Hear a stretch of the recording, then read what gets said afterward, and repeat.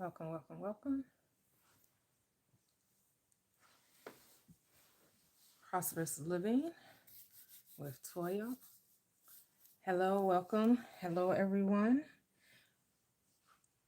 Prosperous Living, how to obtain or actualize, realize the abundant life that you were promised in the script. I came that I may have life and that more abundantly. So, how do I bring my abundant life into fruition? It's only one technique. It's the answer to all your prayers. It brings forth your desires, and it doesn't cost you a thing. It doesn't cost you a dime, not one red penny, not one red cent. It's free. And you've been using the technique the whole time. It's only one technique, and you've been using it. And that technique is decision. Just decide that it's yours and it will be. Just as you have been deciding that it's not, that it's impossible, that it can't happen, you can decide that it is possible and it has happened. That's all it takes. It doesn't take for you to make a thing happen. Just takes for you to decide that it already has. That's it. So simple. And that sounds too easy, doesn't it? But that's what the script tells you. That the yoke you're supposed to take on is easy, and the burden you're supposed to carry is light. How easy and light it is to make a decision. And you've been deciding your whole life. Oh, I like to eat this type of food, or I want to live in this type of apartment, or this home, or drive this type of car, or look this certain way, or date this certain person, or marry this certain person, or wear these type of clothes, or whatever. You have been making decisions your whole life. And all you have to do is decide. Make a decision. Just make a decision. That's it. So I am streaming on TikTok and on YouTube. YouTube is Prosperous Living with Toyia. You can go over there. You can find the recaps to all of my lives. I've been going live on TikTok since August. I sparingly go live on YouTube. I'm deciding to go live on YouTube more, where most of my videos on my YouTube channel are my TikTok lives. And I do have a lot of shorts over there as well. And I offer free ebooks. The link tree is in the bio. 30-day transformation journey. You're looking to transform your thinking so you can make clear decisions, so you won't be double-minded, so you won't go back and forth, so you can stay the course, remain faithful to your desire, so you can bring it into fulfillment. That's the 30-day transformation. You want to get that ebook. It's a book of affirmations and scriptures, and I give you practical explanation of the scripture so you can see that the book is about you and it's telling you how to use your mind to create the reality you want to experience. I also offer the book of the recipe for life. It's 4 steps to manifesting, but those 4 steps is all encompassed into one. It comes into one, which is decision. It is based off the scripture Mark 11:24, that says, therefore I say to you, whatever you desire, which is your deciding, whatever you desire, whatever you decide, whatever, you hear that word, whatever, it doesn't matter what it is. Whatever means everything, all things. Your only requirement is to believe you received it, you should have it. That's another decision. You're deciding it's already yours. So again, the script is telling you decision, decision, decision. Desire, decision. Pray, decision. Believe, decision. Allow, decision. Decision, decision, decision, decision. How do you get your desire? By deciding that you already have it. That's it. And it doesn't cost you a thing. You don't have to pay for that. The only thing it costs is your attention. It only costs your faithfulness. It only causes you being of single mind. That once you make a decision, remain faithful to it. Keep deciding that it's yours, regardless of circumstances, regardless of appearances. Yes, faith is necessary because you are going to have to trust in what you cannot see. That's what faith is, trusting in the ability for it to come forth without you needing to do anything to make it so. Anything that you do is because that is the requirement. That's part of the process, but it's not you're making a thing so, it's because it's already so. Whatever you're doing is because it's already so, not to make it so. That's what you have to understand. You don't make things happen. Things happen as a result of your word. Your word that goes forth shall not return unto you void. Your word is God. How do I know this? Well, we'll reference the script because the Bible tells me so. The script says, John 1, in the beginning was the word, and the word was what? With God. And then the word was what? Was God. See, your word is God. Your word is bond. You are bound by the words of your mouth. Again, how do I know this? The script tells you so. The Bible tells me so. I'm sure it's in other sacred texts as well. I'm sure it's in the Quran. I don't read the Quran, so I wouldn't be able to tell you, but I'm sure it's there.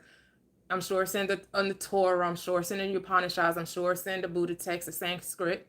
I'm sure it's in the Vedas, or the Vedas rather. I'm sure it's in the Bhagavad Gita. I'm sure it's in those, in Emerald Tablets, the Hermetic. I'm sure it's in all those texts. But I reference the script because that's what, I used to believe in the script from a literal perspective, but now I know it's metaphysical. It is literal spiritually, it's just not literal physically. It's not a history book. When I say it's not literal physically, I'm saying it's not a history book. It's a psychological book. And so again, the script says, it is by your word are you justified, and by your word are you condemned. It's your word, not anyone else's. Your word. It's your word that goes forth and does not return void, but accomplishes the thing in which you please and prospers in the thing in which you have sent it. So you send your word forth to do exactly what you needed to do. You're sending it forth to not do the thing or to do the thing, but either way, you're right. If you're saying something is impossible to be done, then guess what? You're right. If you're saying something is possible to be done, then guess what? You're right. In both situations, you're always right. Your word is always confirmed that which you have sent out. It ain't never coming back to you void. It is going to do the very thing in which you sent it. You're always going to get confirmation of what you believe to be true, of what you have accepted as true. So the only technique you'll ever need is just to make a decision. And I kind of realize a lot of people have a difficult time making a decision. They're like, well, I guess so. I don't know how that's going to happen. Well, I don't know the right people. Well, I don't have enough education. Well, I don't have enough money. That's not, you weren't told to make it so. You were just told to choose what you wanted. And then trust that it will be so. You're not called to make anything happen. You're to say what it is you want to happen and then let it. Let it happen. Allow it to come to fruition. That's all you're called to do. You're called to just allow the thing to show up. I know it's too easy, too simple. You want it to be a challenge. You want it to be difficult. You want to get on the struggle bus. You want to enter the struggle Olympics. You want to bang your chest, beat your chest and say, oh, look what I did. See how I grind. See how I hustled. See, I had to sacrifice. I had to sacrifice family, friends, money, time. Look at all this sacrifice I had to make. And I'm going to tell you the only thing you had to sacrifice was your damn mind. Change your mind, you change your world. The only sacrifice you had to make was all those negative thoughts saying that it's impossible. The negative thoughts trying to build reasons or mountains, put mountains in front of you, telling you had to climb them when all you had to do is have faith enough to move them.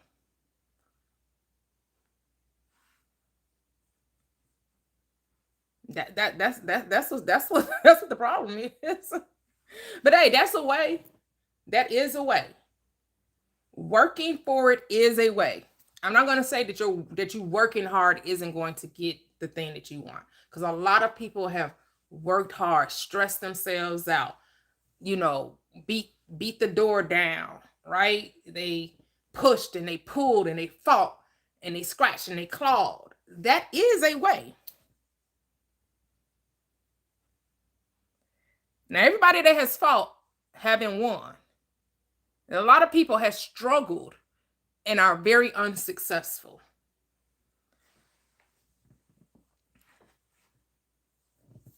What I realize is not the struggling, it's not the striving, it's not the pushing, it's not the pulling, it's the changing of mind.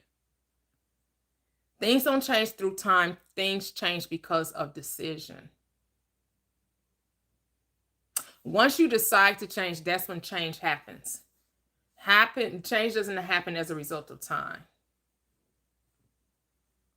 Because we're not talking about changing the outer, we're talking about changing the inner.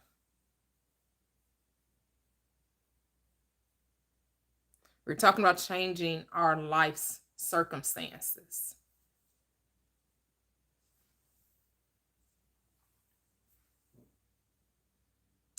Change what you think about you, and then everything around you changes.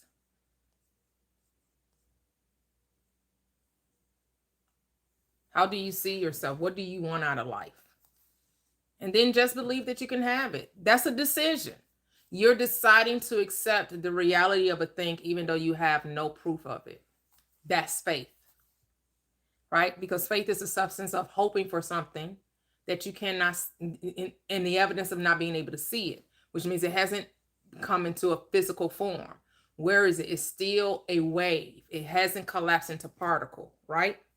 Everything is a wave until what? You put your focus on it and then you collapse it. So it's your decision that the thing is real, makes it real. And that's for everything in your reality. Everything is real in your reality because you gave your attention to it, because you put your focus on it. That's what makes it real for you. That's reality for you. It's not reality for anybody else but you. Seeing past physical form is your superpower. Being able to see what everybody else can't see, that's your superpower. Being able to see beyond the physical limitations, that's your God power. That's the God state of being able to see beyond what is evidenced by the senses. That is faith in action. Faith in action is being able to see the thing that you cannot see physically. That the world is saying, no, it's not. No, it's not. No, you're not. No, you're not. Why are you lying? You know that's not true. Prove it. Prove it. Show me. Show me. Right? The world is the show me state. The world is not going to believe anything it cannot see. This is where you become the rock star of your reality. Where you become the God of your reality. Where you say, let there be. And it was. When you get to step on the scene and say, it's there because I said so. And my vision isn't for you, it's for me. My dreams aren't for you, they're for me. The only one that needs to see your vision is you. The only one that needs to see your dream is you. The problem is too many of us are seeking outside validation. We want everyone else to believe in us. Man, why my parents didn't just believe in me? Man, why my grandparents? Man, my spouse don't believe in me. My spouse never, don't support me. My family, they don't support me. My friends, no one supports me. This is a one-player game. And the only one that needs to believe in you is yourself. And I know the world tells you that you are the last person you should believe in. And I'm going to tell you it's the first person you should believe in. You should care less what anyone else thinks about you. You should test this law to prove that it works. And then when you find that it works, it doesn't matter what other people think. Hey, Coco, welcome, everyone. YouTube, TikTok. I am streaming on both platforms. On TikTok, you can double tap the screen, 10K the easy way. You get to come up on the panel and ask your questions. On YouTube, if you have questions, please post them in the chat. Say hi. Give a shout out. Why are you trying to escape the matrix, Coco?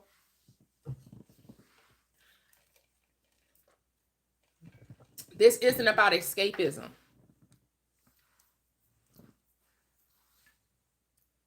Escaping the matrix still has that religious mindset that you're trying to get away from something instead of commanding the reality you want to experience. This platform is about calling those things into your experience that you want to see, not escaping from what's going on in the world, because your world is a reflection of you. So guess what? You can't escape you. Wherever you go, you're going to find you.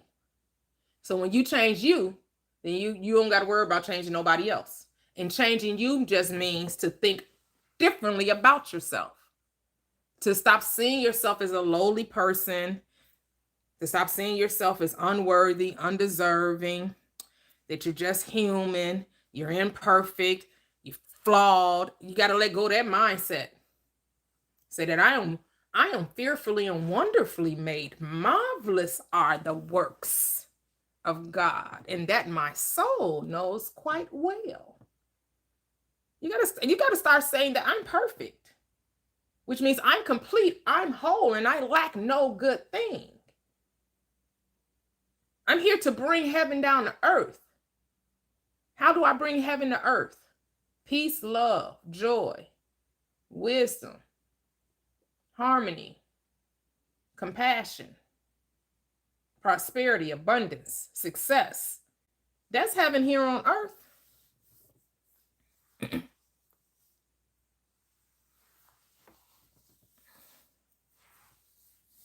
You don't want to be here anymore?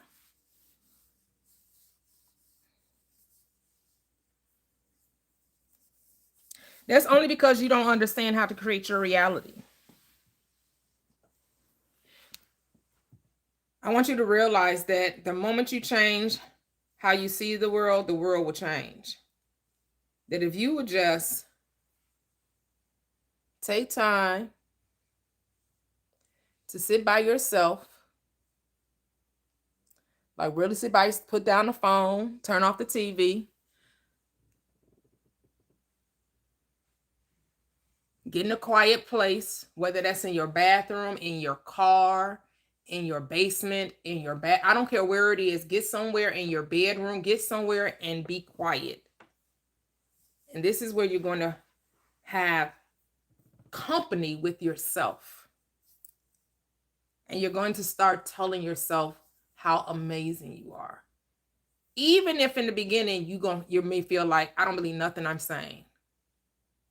And when people say I don't believe anything I'm saying, they're saying I don't feel good about what I'm saying. And I'm about to tell you, your feelings don't mean a goddamn thing. No one cares about your feelings but you. I'm going to tell you that the way that you're transformed is by your word. So when you say, oh, I feel like I'm lying. So you've been believing lies all the time. Why you want to pick out this lie? Your whole life you've been believing lies. Now you're just going to believe another one. But this time, this lie is going to be truthful. This is going to be the truth. This is a lie because a lie is just a story you tell. So you've been believing stories all your life. I just want you to believe this story. I want you to believe. This story is the one I want you to accept.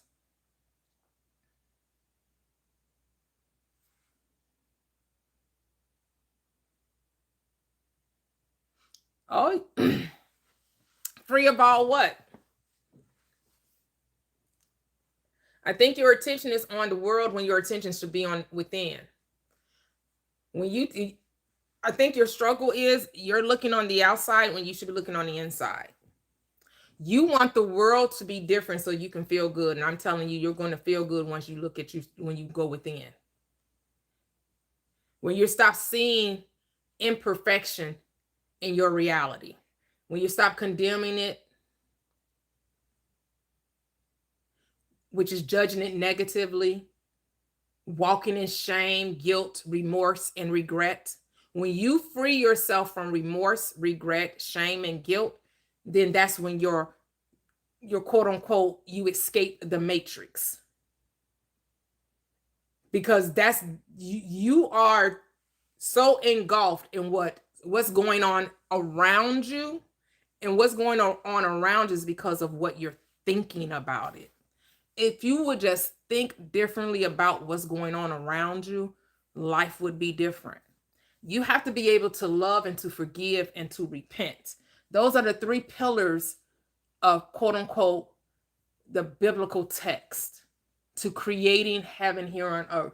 You must love, you must forgive, and you must repent. Those are that's the trifold factor right there. It's a trifold. That's the Trinity. Faith, love, forgiveness, and repentance.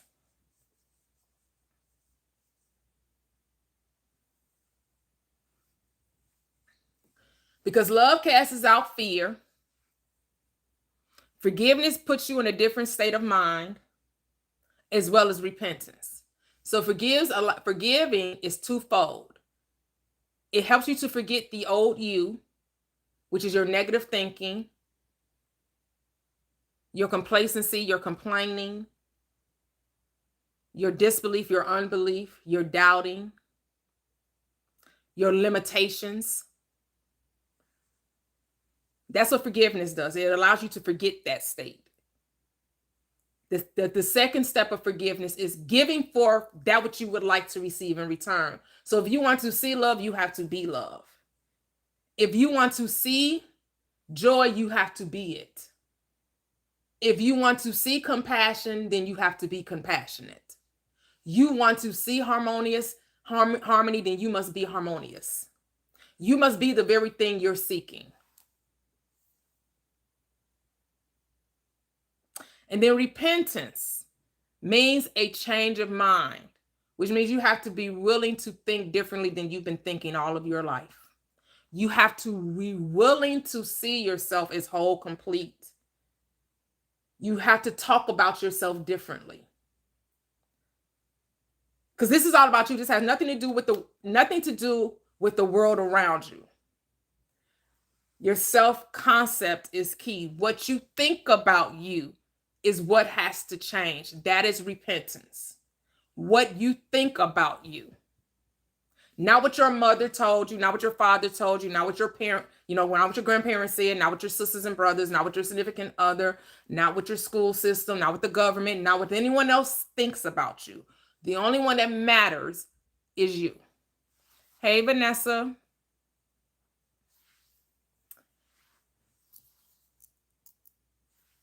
And all you have to do is decide. The only technique you will ever need is to make the decision. To decide that you're whole. To decide that you have whatever you're asking for. Then once you choose it, remain faithful to it.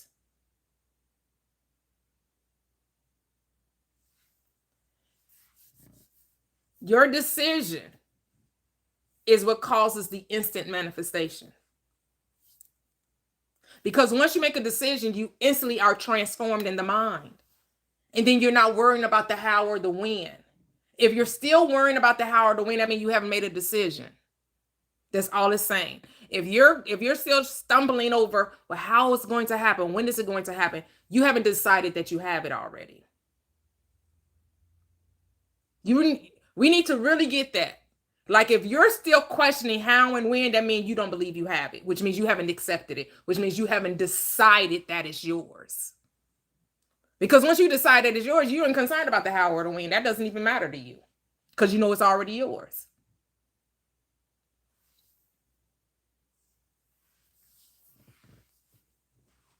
So the moment you decide, instant.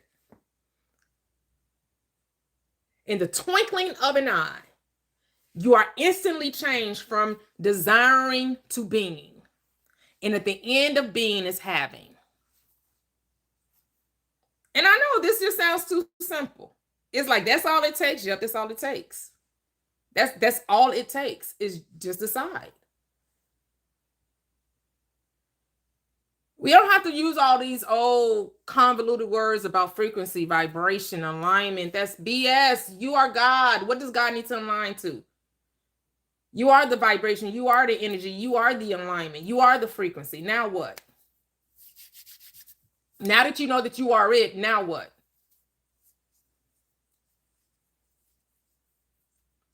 All of those things are just blocks you're putting in front of you to make you feel like you've achieved something, that you've overcome something, that you've accomplished something. You don't need any of that. Now, again, you can choose it because it's your world, your reality, it's your story. I'm just showing you the easier way, the straight and narrow. But you can go down the windy road. You can go down Broad Street. It's your reality. Because there is a way that seems right unto a man, and that way is usually ends in destruction. That's why you don't try to figure out the way. You allow yourself to be shown the way. You allow yourself to be shown the how. You don't have to tell God how to be God. Just be God, which means you say, let there be, and it was. And whatever needs to be done, it happens. So if you got to make a phone call, it's going to feel natural to you to make the phone call. If you got to, go down to the place or to the office, then that's what you'll do. But it won't be no fear behind it. It won't be no anxiety behind it. It will be peace behind every move that you make because it will be natural to you. That's how you know it's quote unquote inspired action, because you're not resisting the action. You're not quote unquote overthinking the action. You're not questioning what you're doing. You're doing it and knowing that it's so. So let me give you an example. I applied for a credit card, right? I have A1 credit. My credit is over 800, right? Because I want to apply for the Southwest credit card, because now they're making changes to Southwest and they're charging you to take bags on the flight. And I was like, Now their credit card costs $100 annual month to have it. But I'm like, well, the amount of traveling that I do, and I like Southwest because it's direct flights, is right out of Midway Airport. So it's not that Midway is easy peasy, fresh and squeezy. I don't have to go to O'Hare. It's a very big airport in comparison to Midway. I love Midway. Southwest flies out of there. They do a lot of direct flights, and they're doing changes to it. So I was like, I waited. I was like, I would like to get that card. So I already had the Delta credit card, because with them I also get my bags fly free with Delta. So I was like, okay, I want my bags to continue to fly free with Southwest. So I want to apply for the credit card. Do you know they had the nerve to decline me? I was like, decline? What? So I called them up. And I said, I need a reconsideration. I need you to relook at this, because what? Not decline. Oh no. And of course today they called me. They said it'll be a couple of days or what have you. They'll call. And they called. I didn't even know it was them calling, because I have my phone on do not disturb. Get a lot of those they come up as spam calls or whatever. So I get a lot of those calls. So I had do not disturb. But I had just went to the store. I was get out the car and I looked at my phone, and the phone didn't even ring. The number just popped up, because when it's on do not disturb, my phone doesn't ring. But if I'm aware of my phone, I can see that someone is calling me, because the number will pop up on the screen. And it was a toll-free number. It's like an 888 number. I was like, something in me just told me to answer it. I answered it, and they were on the other line saying she was the underwriter, and she had good news that I was approved, which I knew that I would be. I knew that I would be approved. And I already had a card with Chase, because it's through Chase, and I already had a credit card with Chase. Not only did they approve me, they gave me a greater credit limit than my current card with Chase. So I was like, yeah, don't play with me. I know that I was worthy of that credit, because I'm like, what? I don't want to be paying for bags. Like, who wants to do that? I'm like, So I didn't accept the original decision. Now, I don't know, maybe some people were like, they apply for credit, they're denied it, and they just accept what the people say. I was just like, I'm supposed to have that. I decided I wanted that credit card, and I'm going to have that credit card. And so I did whatever I felt inspired to do, was call them and ask them to review because I think a lot of times it's automated, and it's just they have probably an algorithm that they use based on, and their reasoning was I didn't have any installment loans on my credit, and that I had a lot of open line credit or whatever. But I was like, what? Anyway, I pay my credit cards every month. Like I don't carry any balances on my credit cards. I was like, what? Oh, this makes no sense. Let me call them because they're about to review my application.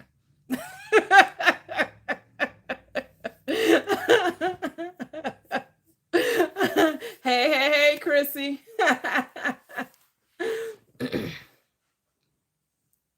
And so this is just showing you don't have to accept any outcome, right? You don't have to accept any outcome. And I didn't really think about it too much after I made the phone call because I just knew. I just knew. I didn't even, I just knew that, yeah, they would be calling me and giving me the credit card. So,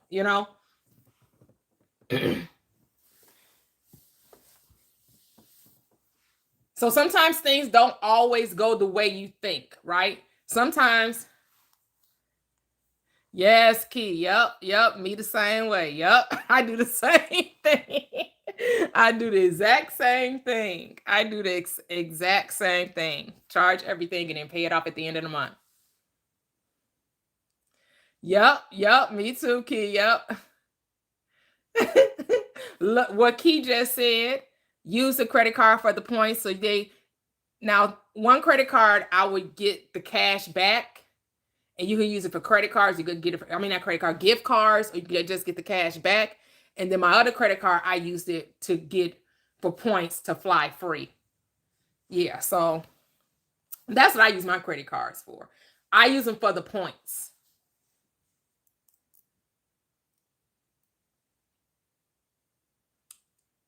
Oh, that's what's up, Key. Hawaii. Yes. That's what I'm talking about. Yes, I use it every day. I use it every day. For everything. Grocery, gas, everything that I can use it for. Some things I don't use it for because it was no benefit to it. So if it's no benefit to using the card, then I don't use the card. So some of my bills I don't use the credit card for because there's no benefit there.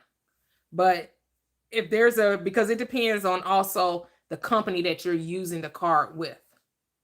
So like with my cell phone, if I use a credit card, they weren't going to give me the money off for having auto pay if I was using a credit card. But if I use my bank account, then I'm going to get the discount with the sale company. So I don't put it on my credit card. I just let it come straight out of my bank account for auto pay. So I'll get the full discount of it. So that's how I use it. But mostly I use my credit card for just about everything. I don't care what I use it for. I don't care if I'm spending $10. It's going on a credit card. It's going Yeah, and the points build up, and like he said, you get free travel, free airfare, free hotel, so yeah. It's a great way to utilize credit. Now, when I was younger, I didn't have that mindset. When I was younger, I got in credit card debt when I was younger. I carried balances when I was younger. In my 20s, I had a bunch of credit cards and they all carried balances, and I owed a lot of credit. Now, here's the thing. So when at that time in my 20s, I don't have the knowledge I have now. Right. And so when I got married, I stopped working. So all of my credit cards, I ended up credit cards, a lot of money, probably over $20,000. Never paid it off. Just let the law of this land says, if you have debt, like credit card debt, after 7 years, it drops off. So after my first divorce, I just bought everything cash, and I just over time was building, my savings up, and just paid everything with cash until that time went. And I don't think it was necessarily 7 years. They say 7 years, but I don't know. I don't know if it was an exact number of 7 years. But eventually, that stuff, I never had to file bankruptcy. I didn't have to file bankruptcy or anything. I for whatever reason, I knew that after 7 years, if there's no activity on the account, there's absolutely no activity on the account, the debt automatically falls off.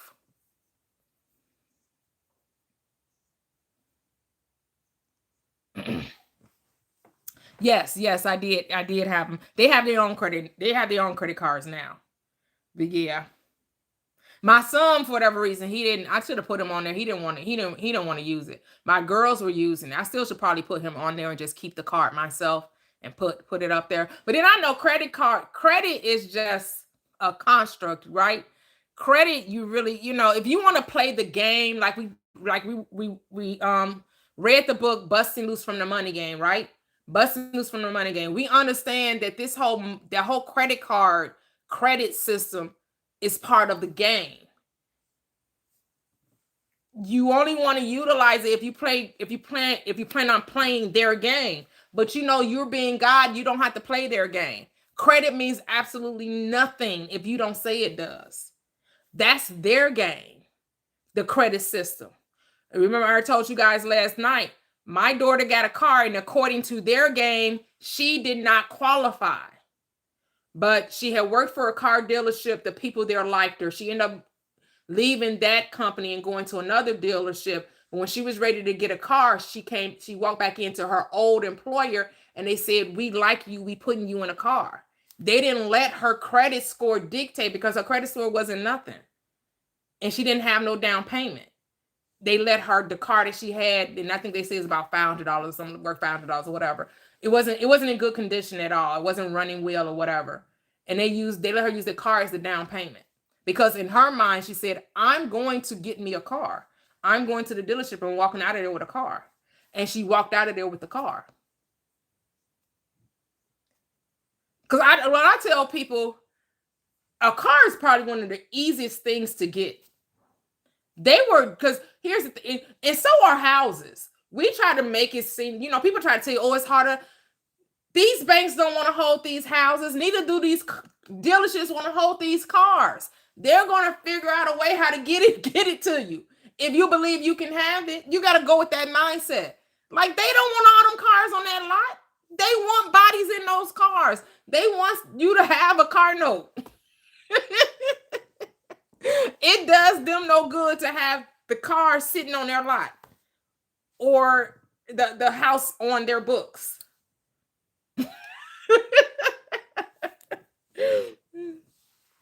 But you have to decide that's what it is. That you have to decide that's what you want. Hello, Nancy. Welcome.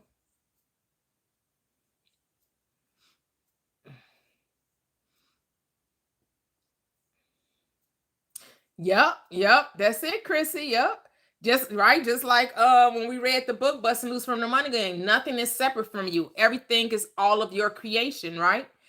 This world is your servant. It is your friend. Unfortunately, most people look at the world as their enemy. You have to stop seeing it. Like Mia was telling us yesterday when she talked about her manifestation, and she manifested her dream job and started making, and she got an increase of $20,000 more than what her last position was, right? And when, of course, at the beginning, she didn't like how the situation played out. Well, so she said she went home, she cried about it, but then she came to herself and she realized that the world is not against her. The world is not here to do her dirty, right? That's how you have to look at life, that the world is not your enemy. It is your friend. It is your servant. It is at your command. It will do whatever you tell it to do. You just got to know how to give the right instructions. This world is scientific. The world is scientific. The praying, manifesting is scientifically proven. There is a science to it. There is a methodology to it. You got to know how to use your mind. Yes. Hey, Siobhan. Hey, warrior. And too many people think the world is against them. The world is at your command. The world is here on bended knee. Bended knee as Boys to Men. The world is on bended knee to give you everything you desire. I can't think of the song right now. I could just think of the name of the song, because if I could get the melody in my mind, I would be singing that song. I just can't get the tune in my mind. Oh.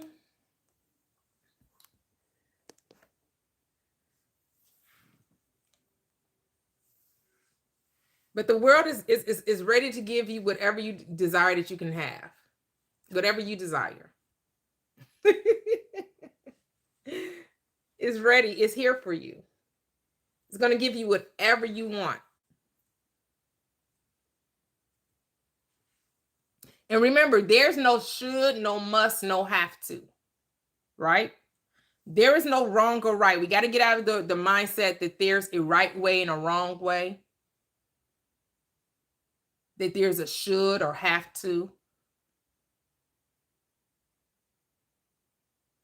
You get whatever you think. You get whatever you think.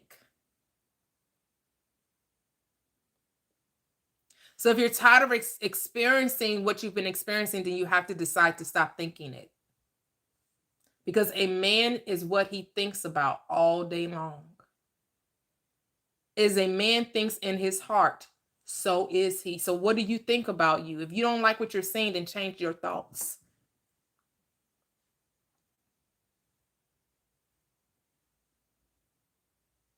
Absolutely.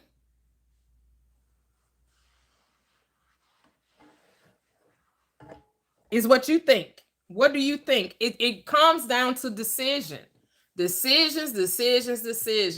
And I know a lot of people are scared to make a decision because they think they're going to pick wrong.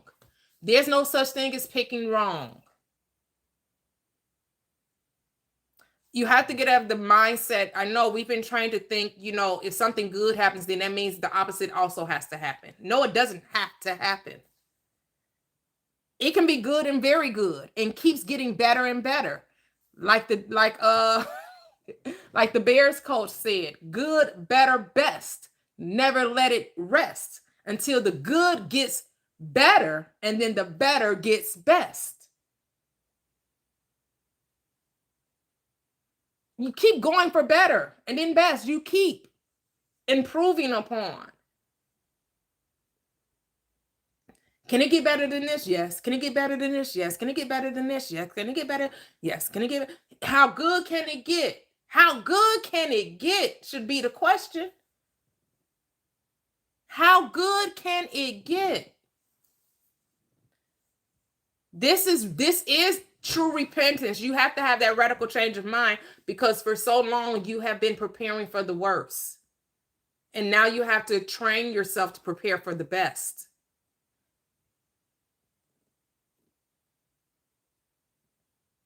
Prepare for the best and expect the best to come. And it will. But you are on pins and needles and needles and pins.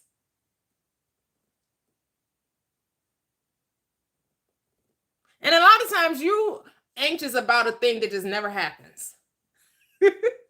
Living your life in fear of a thing that never takes place. What if, and the what if never happens. And your whole life, you have shortchanged yourself because you wondering about what the worst that can happen, and it never happens.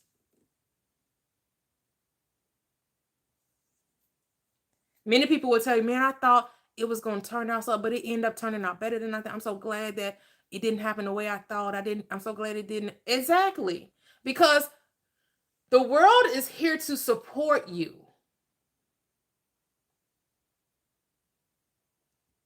If you can allow yourself that glimmer of hope, if you can be like the widow with 3 drops of oil. Now, 3 drops seem like that's not much. But if you can appreciate the little becomes grand. That's why it says to magnify the Lord with me. Rejoice. Rejoice in the little so that the little becomes much. Despise not the day of small beginnings, said the script.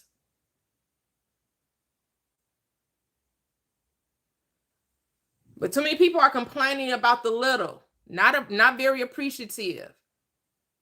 The script also puts it this way: to them that have not, even that which he thinks he has shall be taken away. So you keep talking about what you don't have, what you don't have. The little that you do have is going to end up not being there because you're not appreciating what is. You're complaining about what is not. And so then what do you manifest? The very thing you're complaining about. Because remember, I told you, consciousness is not judging what you're saying or what you're doing. It's only giving you what you're focused on. And how do you know what you're focused on? What you talk about and what you think about. That's what you're creating. See how simple that is? It's not complicated.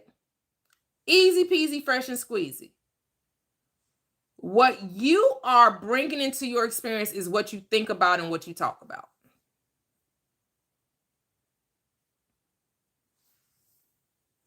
Is how your thoughts go when you're by yourself, when you're in the car, when you're grocery shopping, when you're cleaning up, when you're bathing, grooming, getting dressed. What thoughts are going across? What thoughts are you aware of? What thoughts are you attaching to? Because that is what you're going to manifest. And the key to transformation is just to decide that you already are. That is the only technique. Decision. I know you want it to be more than that. I know you want to do a 369, you want to do a 55 by 5, you want to do a vision board, you want to do crystals, you want to do tarot cards, you want to look at your astrological chart, you want to do full moon rituals, you want to do all these things. I know. They fun. They're fun. Some of y'all do it in all pensive though. Some of you do it in trepidation. I hope this work. I've tried everything. I hope this work. That's why it's not working. Because all techniques work. Because what does it take? Deciding that it does. So you could just cut out the middleman. You could cut out all of the rituals and just decide that you already have it and not try to figure out how you're going to get it. Just decide that it is yours. You can cut out doing unless you enjoy doing it, unless you enjoy every year in January doing a vision board or every quarter of a year or every 6 months. If that's something you enjoy, hey, I'm not here to tell you that you shouldn't do it. If you enjoy doing full moon rituals, if you enjoy doing 369, 55 by 5, hey, do it. Hey, if you're having fun with it, do it. What I know is when you decide it, that's all it takes. It don't take nothing else but for you to decide. Because it was not the 369, it was your belief in the 369. It was not the 55 by 5 or the poster board, it was your belief in it. So what's the ingredient? Your decision. Because your belief is just something that you're deciding to accept. That's all the belief is. Is a thought that you have decided upon. That's it. Hey, LaToxic, welcome. Oh, you never heard of the 55 by 5? I really can't explain it. I just heard of it. I think you write something 55 times, 5 days a week. I can't remember. I don't know. I'm sure I'm saying it wrong, but it's a technique that I never looked into it. When I used to watch videos from other people, I used to hear people say it. It's not something I ever did. I just heard people talk about it. But I never looked into it because I'm like, that sounded like too much work, too much writing. I'm not a writer in that way. I don't need to write, I write things down because I want to, not because I'm trying to make something happen. I ain't got time for that. Anything that sounded like it was too much work, I don't, like, what? That's why with Abraham Hicks' book, Asking It Is Given, she had 23 techniques at the end of the book. I was like, what the hell? 23 techniques? This seemed like an awful lot. 23 techniques? I'm like, ain't no, what? I think I tried one. She had one technique about every day you increase the amount of money that you had, mentally and spent it every day. And every day it added upon itself. So by the end of 30 days, I think you would have spent over $1 million or something like that. I think that's the only quote unquote technique I tried, but even that didn't resonate because it was still seeming like work. And you shouldn't be forcing anything. Remember I told you your only job is the joy of being. If you're not finding joy out of what you're doing, then why are you doing it? If it's tenuous, strenuous, if you're forcing, then you're going against yourself. You're going against the current. You're trying to string up current. You're trying to climb the mountain.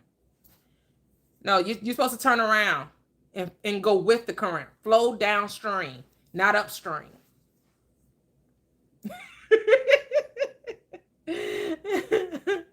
Hey, AH. Hey, peace, love, light, and abundance. Hey, Master Yi, how are you? Latasik, I know you fell asleep last night. Dorier said she heard your music, you playing the piano, and she just enjoyed you so much. She came up to tell you. I said, Latasik probably asleep.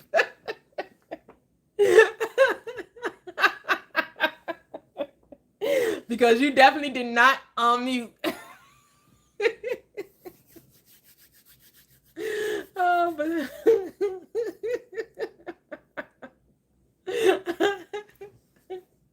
Oh no, you're good. I know it was pretty late.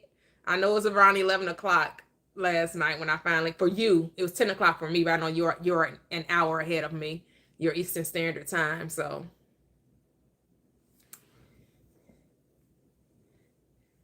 make it as simple for yourself as possible. But I know some people, they're like, if I don't have a challenge, being conditioned to the challenge, right? If it's not challenging, then it's not worth it. So if you like a challenge, yeah, find the hardest way, the most difficult way for you. But this is not the platform, because I'm not dealing in challenges and difficulty. My platform is about simplicity. Light and easy. All I do is kiss. Keep it super simple. I'm all about reducing to its smallest terms. The less work possible. Because the work should be enjoyable, not grueling. Because like I said, your only job is the joy of being. The joy of being whatever you're desiring to have. Be happy about it. Fall in love with it.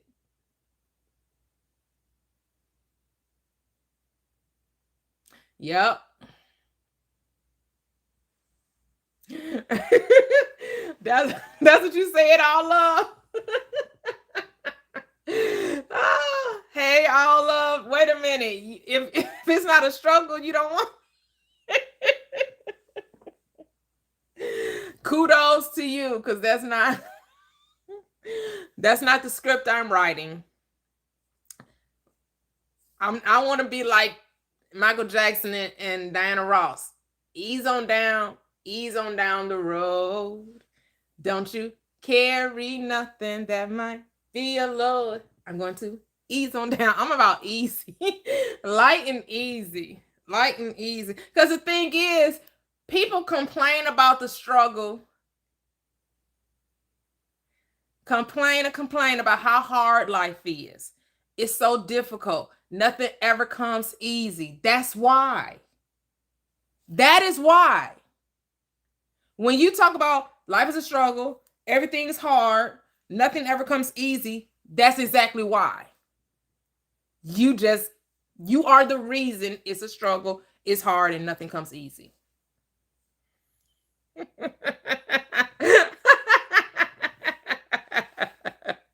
Right, all love.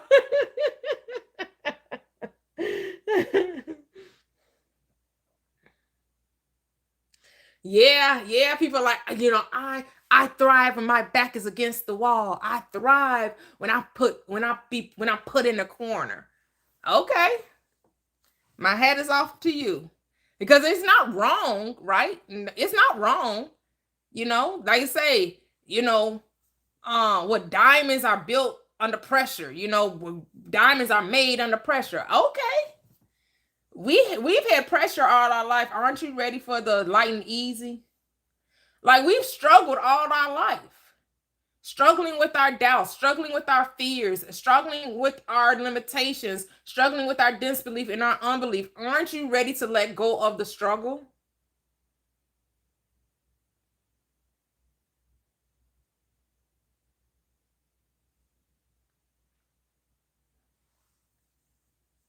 Yep, auto suggestion. Yep. Hey, oh Shammy, welcome, welcome. They do make it their identity. So, right. So, yeah, identity shift, right? What are you identifying with?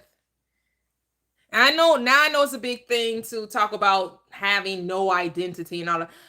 My thing is, I guess my perspective, and I know there are infinite ways to perceive this reality. So again, there's no wrong or right, because there will be infinite ways to perceive how you're going to express your life, right? But to say that we don't identify with something, to me, is being disingenuous. Because what? We all identify with something. Whether if you're identifying with no thing, that's still something you're identifying with. So, well, I'm just here and I'm just observing. You're lying. You're not just here and not just observing. You are identifying with something. Whenever you say that you want to experience something, you're identifying with it.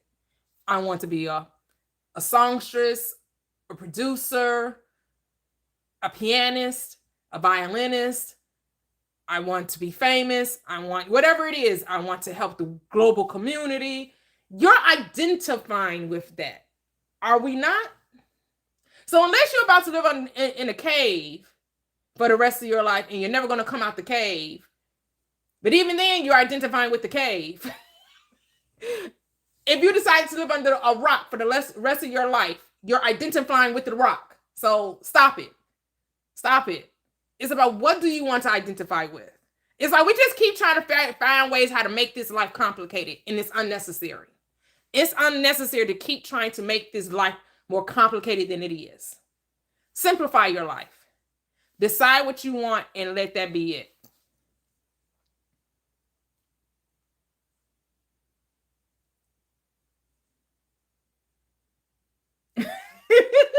Right, right.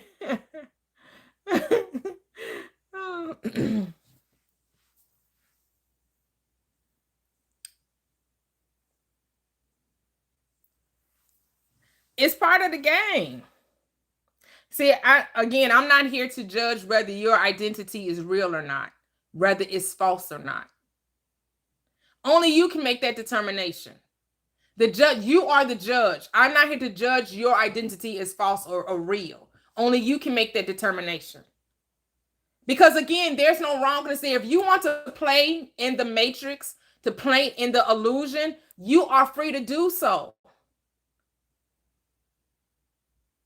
Because isn't that why we are here, to play in the illusion?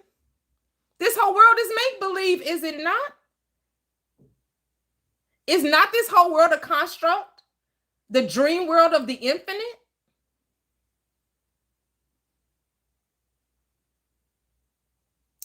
Right. Well, that comes to awareness, right?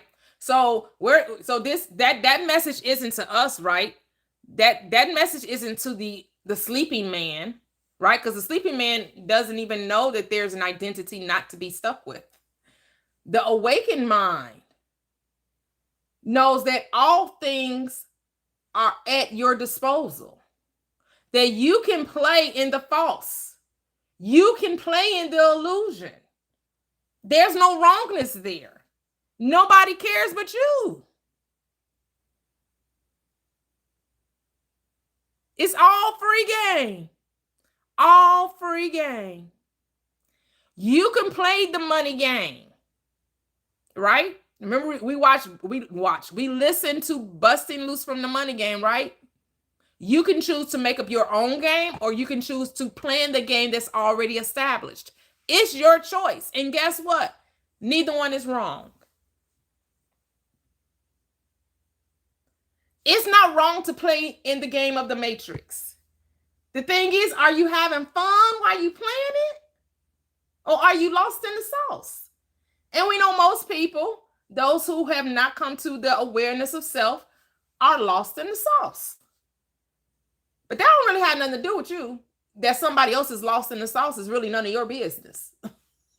Unless you make it your business. And then you caught up in their reality. But I come to realize my reality is my reality and yours is yours. What you do ain't none of my business.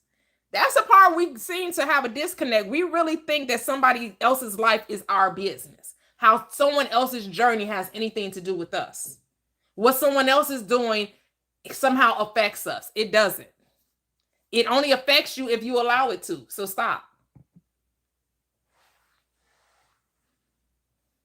Hey, Durf. Yes, I salute the divinity and the sovereignty and the gangster.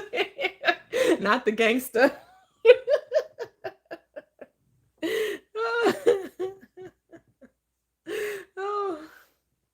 So for you all that just came in, I was talking earlier about one of my manifestations.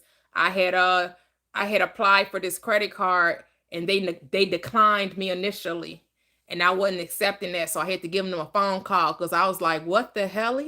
What? The declination? What are you talking about? I have A1 credit. I have an 800 plus credit score. Are you kidding me? And the reasons why they gave was like, oh, I had open, like I don't carry balances on my credit card. Every credit card is paid off but I believe it was like an automated thing. And so maybe they saw how much credit lines I had. I didn't have any installment loans. So that was kind of their reasonings. So I was like, I need to call them because what? And the card that I wanted was the Southwest card because Southwest is changing their how they're going to start assigning seats, and they're starting to charge for luggage. And so I was like, if I get this credit card, I don't have to pay for luggage. My luggage gets to continue to fly free, like how my Southwest, my Sky Miles Delta card is. That's why I got the Sky Miles with Delta with American Express. So if I fly Delta, I don't have to pay for my luggage to fly. My luggage flies free. So I was like, Delta does it. Southwest about to do it. Let me get that credit card. And they tried to tell me no. I was like, what? Oh, no, we ain't having that. What? So at first I was like, because this is part of the story I didn't tell you guys earlier. First I was like, well, I could just put it in my husband's name, right? But I was like, so first I said something to him and he wasn't really feeling it. He was like, no, I'm good with my card or whatever. And I was telling him what happened. He still was like, he didn't really say nothing. So I was like, okay, that just means that I need to get this card in my name, whatever. So I was like, okay, yeah, I'm gonna call them and ask for them to look over it again. And I was like, yeah, of course they're gonna say yes. Like, how can they not say yes? I have great credit. Like, stop playing with me. And today they called me and it was like, I have great news. And not only because I already had a card, the card is through Chase. I already had a credit card through Chase. Well, they approved me for the credit and then gave me more credit than I have with the current credit card with Chase. So not only did they approve me, they gave me more than the credit I already had with them through my other Chase card.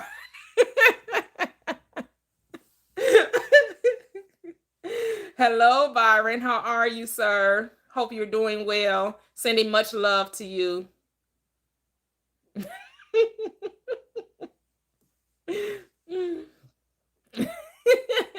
Winner, chicken dinner. And so when things like that happen, you have a decision to make, right? You can accept what the world tells you, or you can reject what the world tells you and command your reality, right? Now, it wouldn't have been a big deal if I didn't get the credit card because it's not like I couldn't pay for my luggage. But why should I have to? That was my thinking. It's not that I can't afford to pay for the luggage to fly when I travel. But if you're telling me that the way that's going to be waived is all I have to do is have the credit card, well, why not? Okay, I'm here for it. And then they give you points with the card as well. So those points accumulate to free air travel. And as Key was saying earlier, she uses her points on her credit card. She said she went to Hawaii. Free trip, free hotel stay, everything with her points. That's why I use credit cards too. I like to use the points to either get cash back or to for free flights. Free flights, free air, free airfare, free hotel bookings.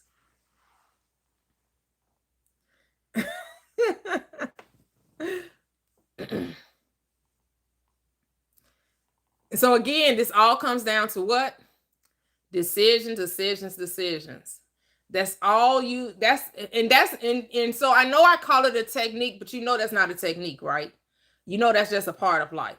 You're always choosing something. The script tells you every day you're set. So I call heaven and earth before you, and I set before you life and death, good and evil, blessings and cursings. Choose life. So every moment you're given a choice. You have to make a decision. And do you know not making a decision is making a decision? Not choosing is choosing. Because either you're accepting whatever comes to you or you're choosing what comes to you.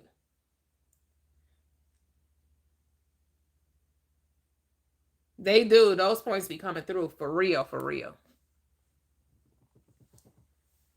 So even though the screen says technique, it's not a technique.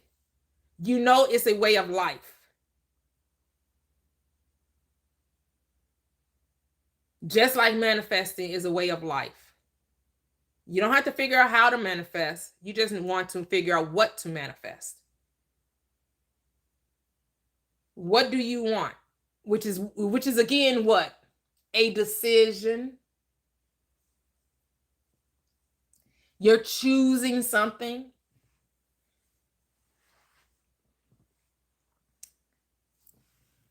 What Christianity like to refer to, I think Islam does too, free will.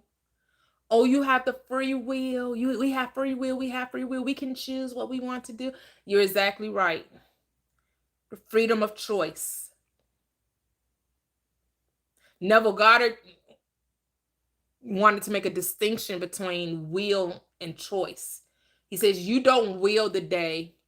You choose the day, but you don't will anything to happen. Anything that happens wills on its own.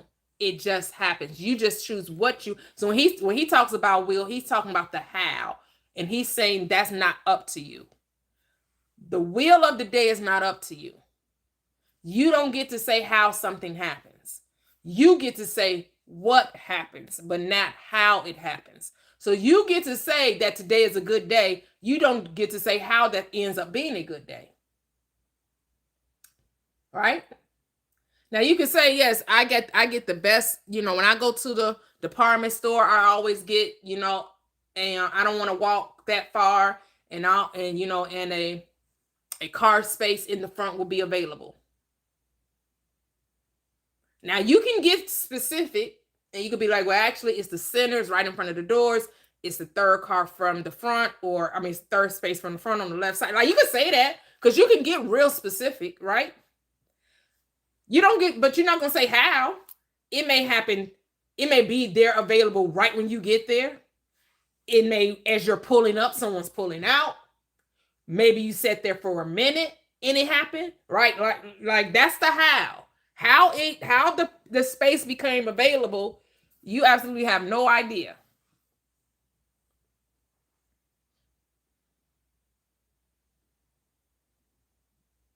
Right. What is free will if not God? Yes. Double tap the screen, 10K the easy way. You get to come up and we'll talk about it. You get to ask your questions.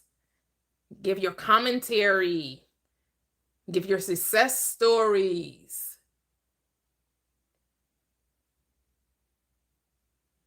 Talk about how amazing this life is, how thankful and grateful you are, how appreciative you are. Now, do many of you celebrate Thanksgiving? Thanksgiving, I know Thanksgiving is kind of looked on, is kind of poo-pooed upon, right? But you know, these quote unquote holidays, holy days, days of wholeness, you know, every day is a whole day. Every day is a holiday. Every day is a day of Thanksgiving. Take the time to glorify the Lord today. Right? If you were a Christian, you probably sung that song that every day is a day of Thanksgiving. Rejoice, and again, I say rejoice always, right?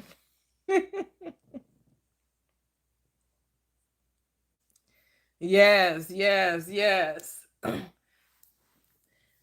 it's usually a time of reflection for a lot of people.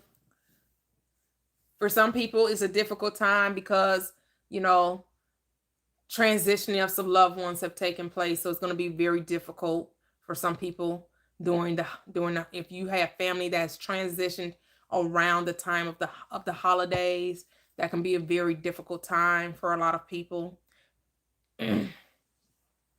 So keep those loved ones in your heart and in your mind, that they have, you know, the ability to, you know, see them way through this time.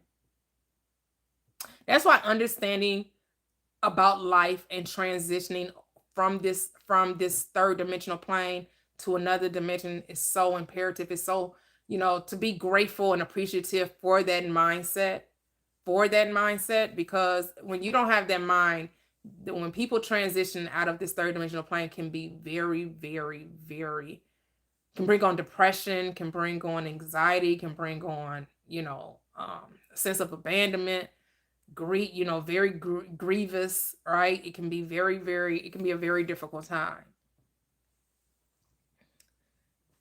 And so we want to support them and lift them up in our hearts and minds, and let them come to the realization that life is eternal, life is forever. Just because they put off the body doesn't mean that they have, you know, that they're no longer in existence. Their light still shines bright. It's part of the eternal oneness, the infinite love that never dies out. So you're waiting for Christmas. I enjoy decorating for Christmas.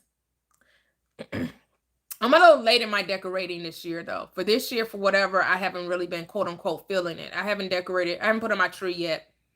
But what I said I was going to do, I was going to decorate. I was going to do a tablescape for Thanksgiving, and then after Thanksgiving, the day after Thanksgiving, then I'll do my Christmas decorations. Like last year, I decorated November 1st for Christmas. But I'm going back to what I used to do years ago. I used to decorate the day after Thanksgiving. So I'm going to do that this year. I'm going to decorate. I'm going to do a tablescape with all my pumpkins and all of my Thanksgiving colors for Thanksgiving. And then the day after Thanksgiving, I'm going to decorate for Christmas. I think I'm going to do red and white this year for Christmas. I think those will be my colors. Not since Halloween. That's cool. That's cool. That's cool. I know a lot of people put their Christmas stuff up in October. Yeah, a lot of people put their stuff up in October. That's beautiful. That's beautiful.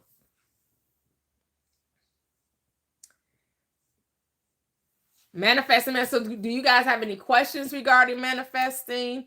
Any questions? You know, I've been loving Chat GPT. I use Chat GPT for the esoteric breakdown of the Bible.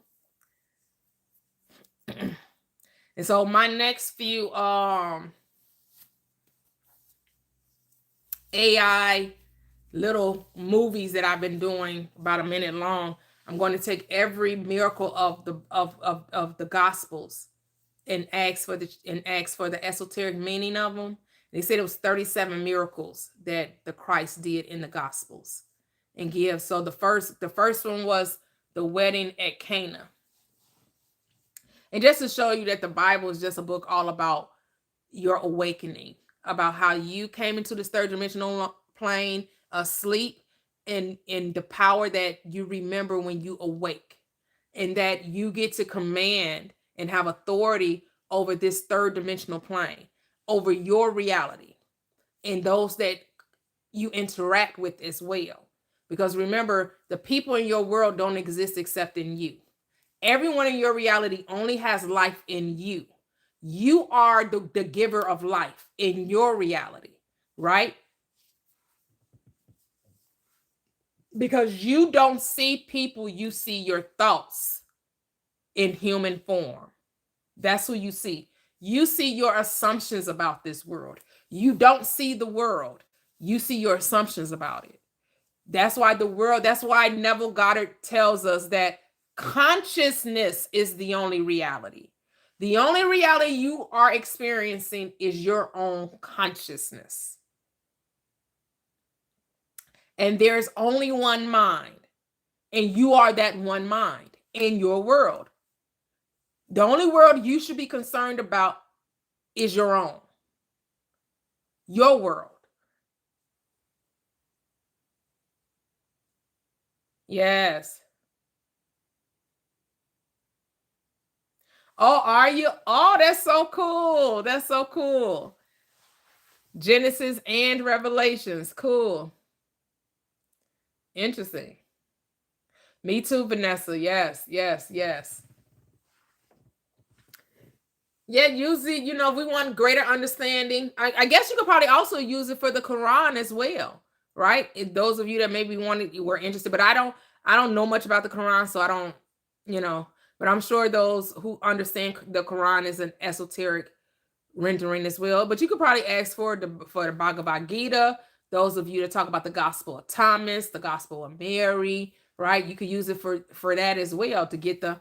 But the thing is, what I realized, it doesn't matter what story you give; it's the same message. That it's all about you. It's about the duality within you that has to come to oneness. I don't care what story you put in there. Give me the esoteric meaning of this. Give me the esoteric meaning of that. When at the end of the day, it's just going to tell you, yeah, it's about your dual state becoming oneness. It's going to be the same story over and over and over and over again. Hey, Tam V. It's just saying the same story in a different way. Yep, it's all about self. It's all about the higher self. It's about the Lord nature uniting with the Christ mind, right? Which is your higher self, the God state, the source of all things, the all, the I am, whatever, the Allah, the Buddha, Brahman, Vishnu, whoever, Shiva, Krishna, whatever term you want to use, Jehovah, Yahweh. It's talking about the duplicitous mind awakening to oneness, unification of the spirit. That all is one and the one is all. That there is no separation. That separation is the illusion. That separation is the illusion. That everything is you pushed out. Everything is you pushed out. And we have to, and here's the thing, we don't have to do anything. But I realize if you want to truly experience the heaven here on earth, you're going to have to move from that state of seeing wrongness. You're going to have to stop eating from the tree of knowledge of good and evil. You don't have to. I'm just saying, to experience the fullness of heaven is life eternal, where there is no duplicity. There is no good and evil in heaven. There's only life in heaven. So if you want to experience the fullness of heaven, you're gonna have to stop eating off the tree of knowledge of good and evil, because eating from good and evil doesn't allow you to see heaven. Because heaven doesn't know wrongness. Good and evil only knows wrongness. Heaven only knows oneness.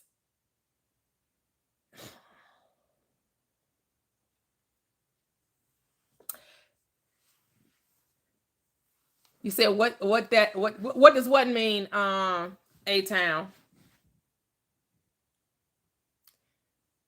Expound a little bit more. What do you want me to give more clarity to?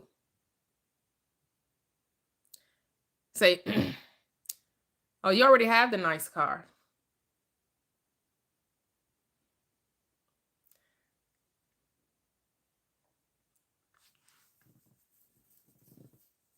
It's funny now on the lives now, the AI helps you further your live along and it gives you suggestions to talk about. It's so funny. It's suggesting, it says chat GPT for Bible study. Ask how it helps. It's funny. What I said about the good and evil. Yeah, in the realm of consciousness, there's no such thing. You can see that in the world as well.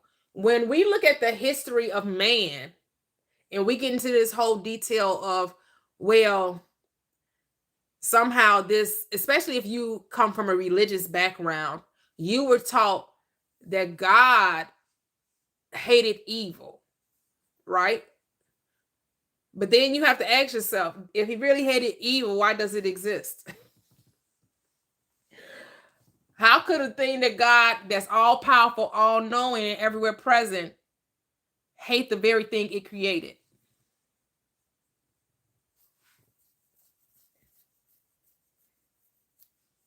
Because where this evil exists,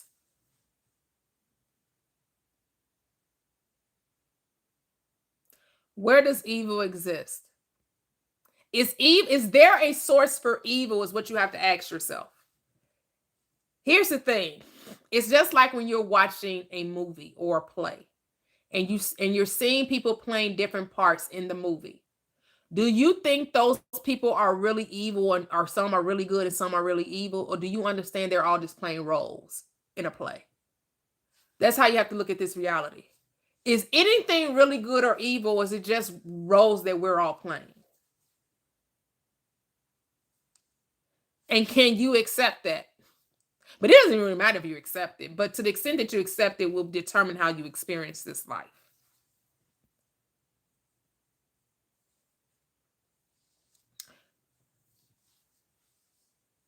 The interesting thing is that people concern themselves with the very thing they don't want to see and wonder why they keep seeing it.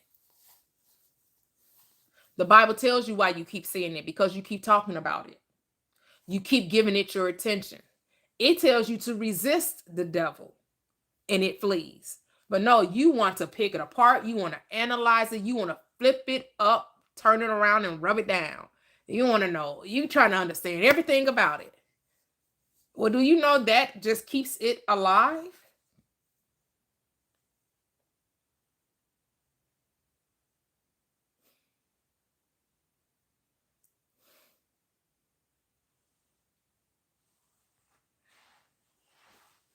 Well, a lot of things people would deem evil. It's a lot of things that people would deem evil. But do you know, AH, the only reason it happens because people say it does? If you would stop saying that those things happen to children, they wouldn't. If we would stop saying these things happen, they wouldn't. Do you know that we create the reality in which we experience, and that's the part we don't understand? That we talk about it, that's what makes it so. Because that doesn't happen in my world. That doesn't happen in my world. I mean, you hear about it, and I'm not going to say that isn't happening to people. But in order for you to create the heaven that you want to see, you have to stop giving your energy to the unwanted. In the absolute, which is God, all things are possible.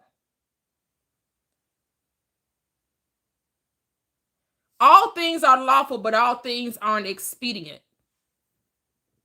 Well, all things are permissible, but that don't mean it all benefit. And see, instead of being told how to love, you're told how to fear. And guess what you end up doing? Creating more fear.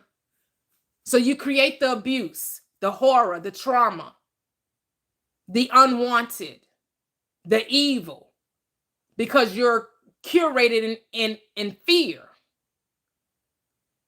Fear is torment.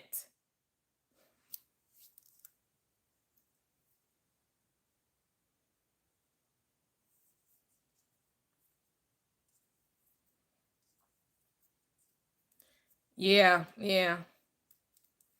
Good afternoon, Cheryl. And so if we want the world to be different, we have to think differently about it. Because either you agree thoughts are things or you don't understand that thoughts are things, right? If we truly understand that the world is scientific, and the scientific part of it about it is the law is unbreakable. You'll never break this law. And the law says, as a man thinks in his heart, so is he. The law says it is done unto you as you believe. As you believe. So if you believe these things to be true, then they're going to show up for you. They're going to be true in your reality. So in your world, say that the children are safe and sound and loved and supported. And so those things will never come into your awareness. You're only to be aware of children happy and lovely and cared for and supported and nurtured and built up and loved and treated kindly and wonderfully and amazingly.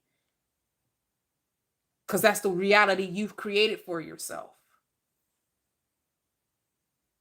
Hello, Janae.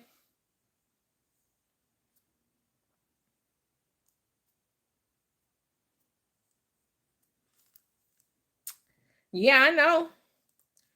But that's why we're here to unknow. We're here to unknow some things.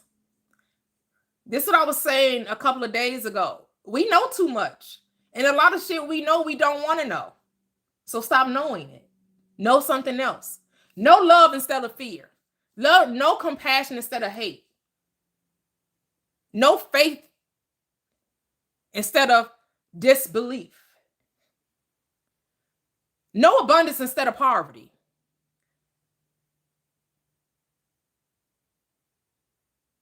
Know success instead of failure. Which I tell you, there is no failure, there's only experience.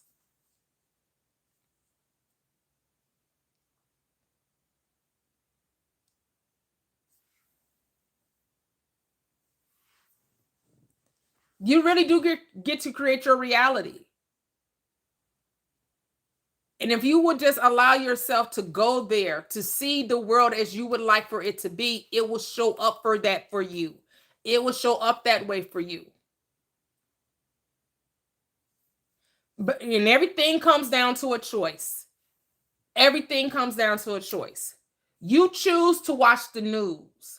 You choose to watch certain things on your FYP, on TikTok, on Instagram, on Facebook, on Twitter, on YouTube, on Snapchat, on Twitch, whatever other, on Lemonade, whatever it's called. Like, you're choosing what you're going to give your attention to, whether you're aware of it or not.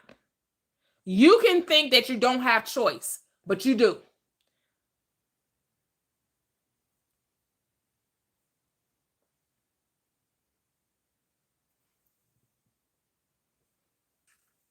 This is what it talks about. This is what Neville Goddard talks about, being the operant power. You're not just sitting idly by, allowing life to happen to you. You get to command your life. Instead of leading it to fate, leave it to faith. Know that your faith is your fortune, that you can determine your destiny. You don't have to be uncertain about life. You can be very certain about your life by deciding that it is so, and it will be. That's the power that you have. But the world would tell you that's not how it works, but it is how it works. It works like that. That's what that script is telling you, that you have choice.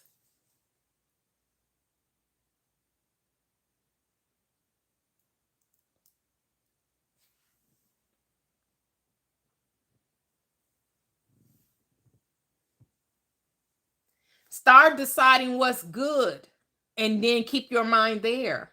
That's why the script says whatever things are lovely, whatever things are pure, whatever things are noble, whatever things are just, honest, virtue, of good report, praiseworthy. Think on these things. Instead of talking about what not to be, talk about what you want to be. Too many times you're focusing on what you don't want. Why? Why talk about a false identity? Who cares? Only you do. Why are you giving yourself energy to something you don't want to be happening? Do you know that's why it's happening? Why talk about things you don't want to see in your life? Do you know that's why it happens? Because you talk about it?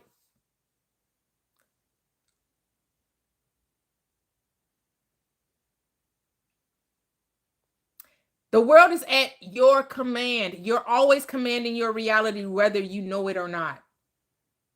That's what makes the law perfect. It works all the time, and it works the same way for everybody. This law was no respect of persons. It does not care who's aware of it and those who are ignorant of it. That's what makes it perfect. That it does not care who knows how it goes.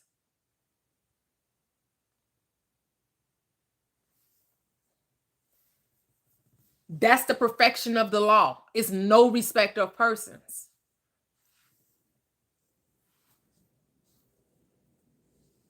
That's why when you come into this third dimensional plane, the first thing they go for is what? What is the first thing? Your mind.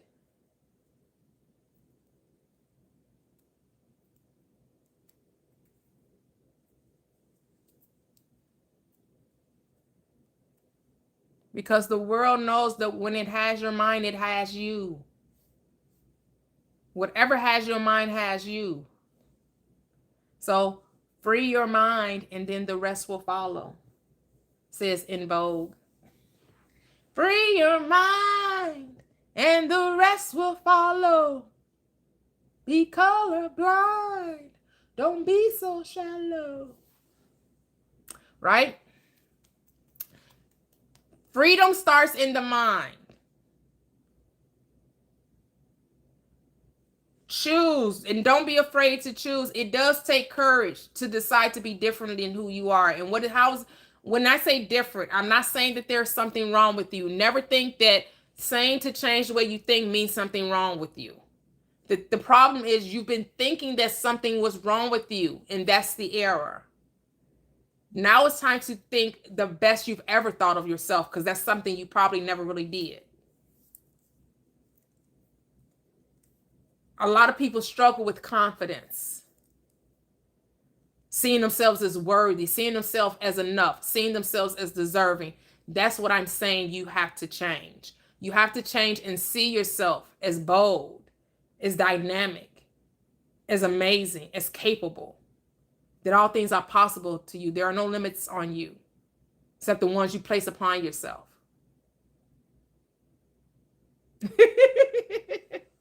Yes, Janae. He said Pandora. That's what you the only thing you need to ever change, Neville Goddard reminds us, is your self-concept. And I know this seems like you're putting too much power in your hand. And a lot of people don't like that power. A lot of people don't want that accountability, that responsibility. Because like, why should I be responsible for everything in my world? Why not? Why would you want somebody else controlling what happens in your reality? Like, really think about that. Do you really want someone else telling you what you can and cannot have? That's been happening your whole life, whether you know it or not. Someone else was telling you what you could and couldn't be, what you could and couldn't have. They set limitations and boxed you in since you were born. They told you it was based on the color of your skin, They told you it's based on your socio-economic background. Whether you were born on the wrong side of the tracks, whether you weren't born to a rich family or an affluent family, or a family a long line of whatever, judges, doctors, lawyers, right? That you were limited. You were limited if you didn't have a certain amount of education. That the only way to be successful, you had to go get a degree. Right there slapped the limit on you. Because what if schooling wasn't your forte? What if you just, all of that, them telling you what you should read and what in dissertations and papers and theories and all of that, research and all of that didn't resonate with you. And then they told you, well, if you don't do it our way, then there's no way. No way you'll ever be successful if you don't do it our way.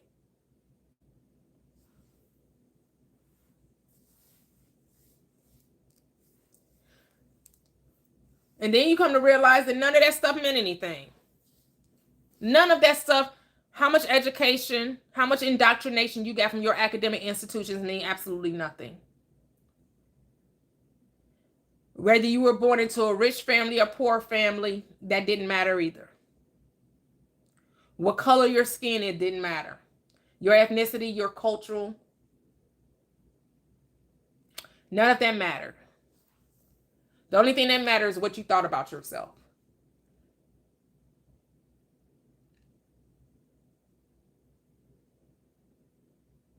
That's the only thing that mattered. There are people that were successful with an education, with a degree, and there are people that's successful without it. There are people that's unsuccessful with a degree, and there are people that's unsuccessful without it. So then what's the key?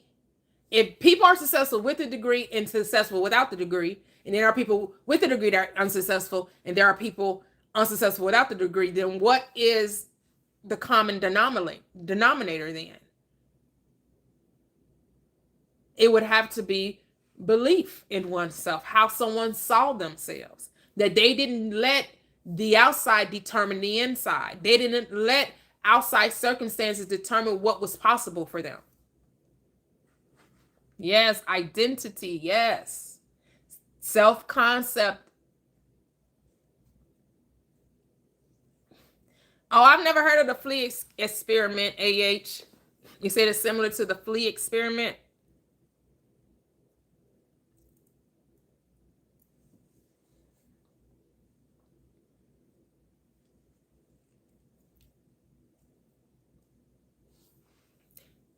And you hear it all the time. People write these books. What is it? Rich Dad, Poor Dad.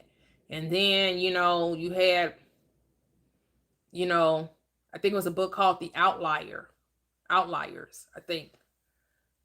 Like you all these stories, you hear, people from all walks of life.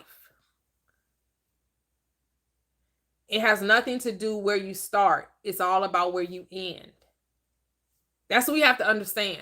People think where you start is the all important part. No, it's where you end is where the important part. It's how you see yourself. It's not where you started.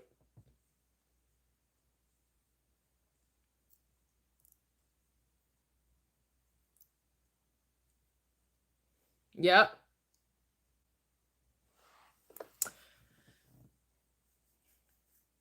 Is that a question for me, A-Town? What is your answer to redirection? Exactly. And we are supposed to live in the end. The end is where you begin. I don't know if I'm really familiar with that. You want to come up and share with the live what redirection is, and then I can give you my, opinion about it.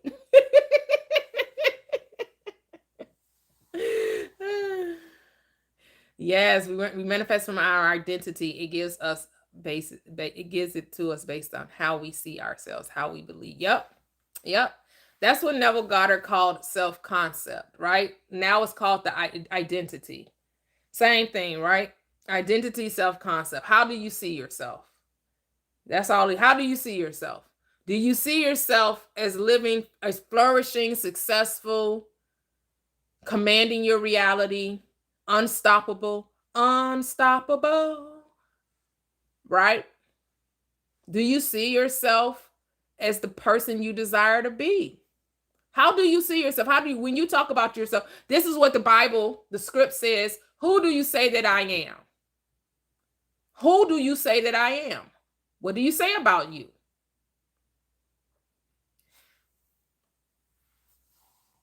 And you just have to be honest about what are you saying about you.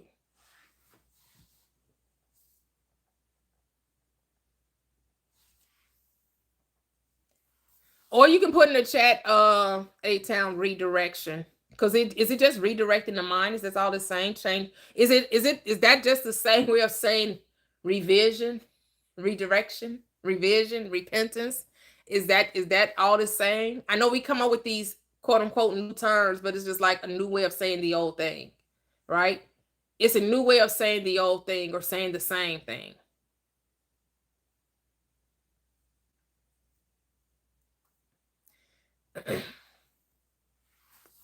Hello, sir.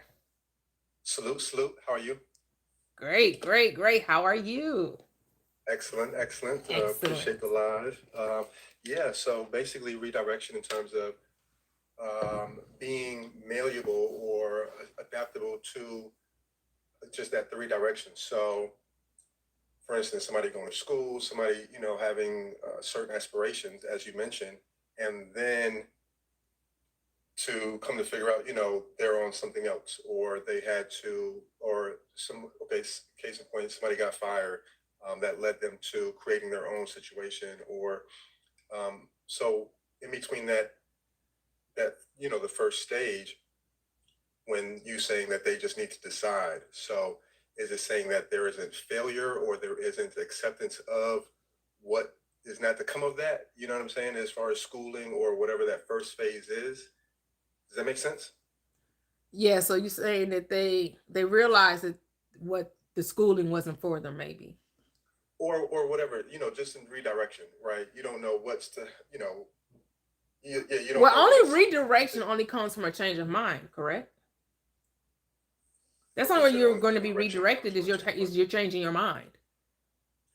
Well, I'm speaking from circumstances. You know what I'm saying? Where circumstances may redirect you, Here's the where thing. certain, So, are the yeah, circumstances? So, at the end of the day, I guess it doesn't matter what caused you to change the mind, right?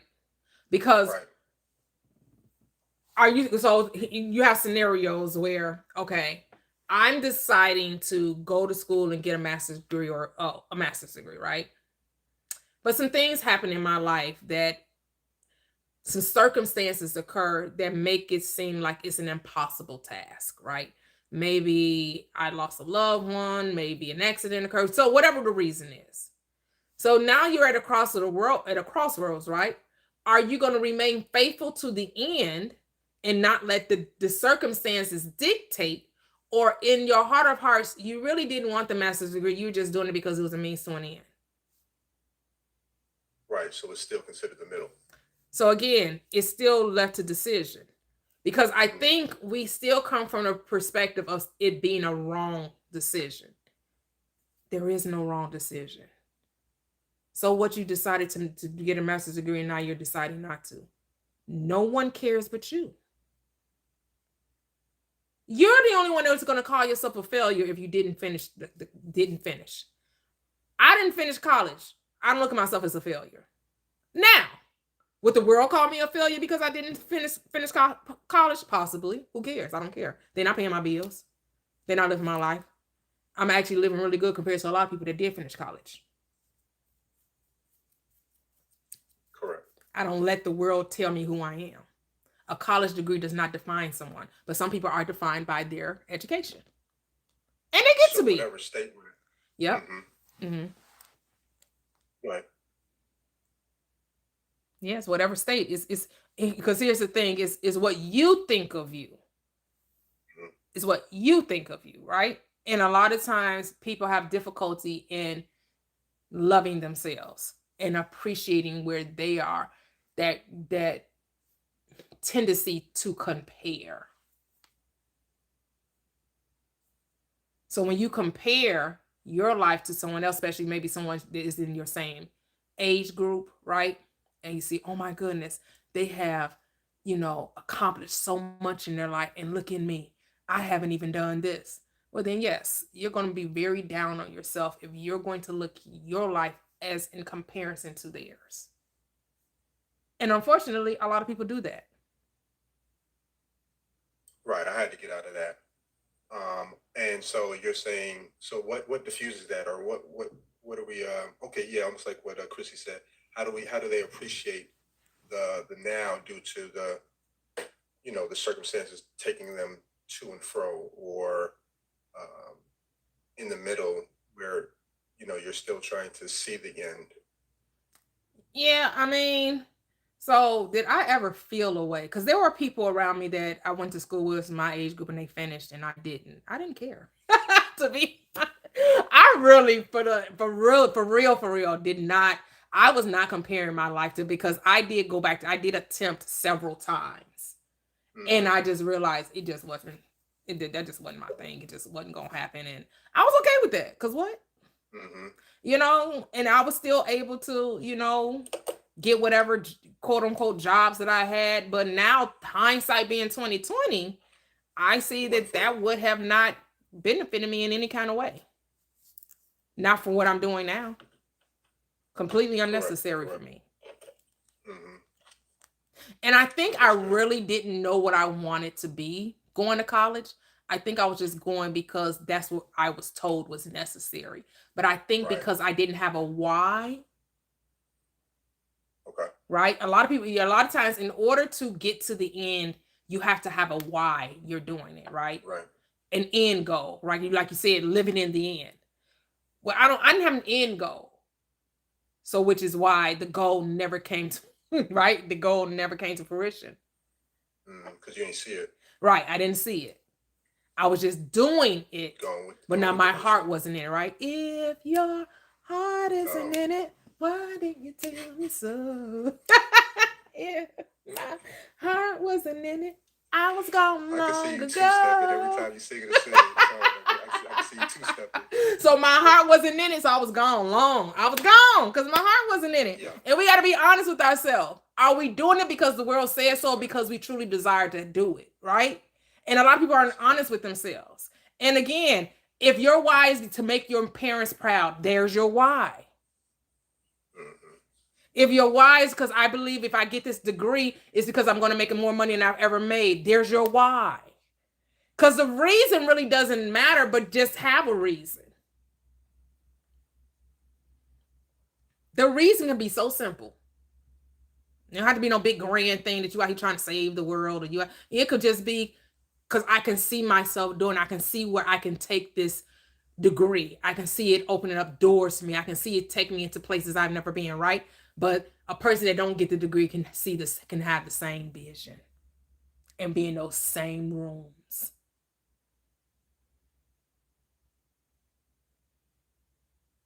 Yeah, that's a fact.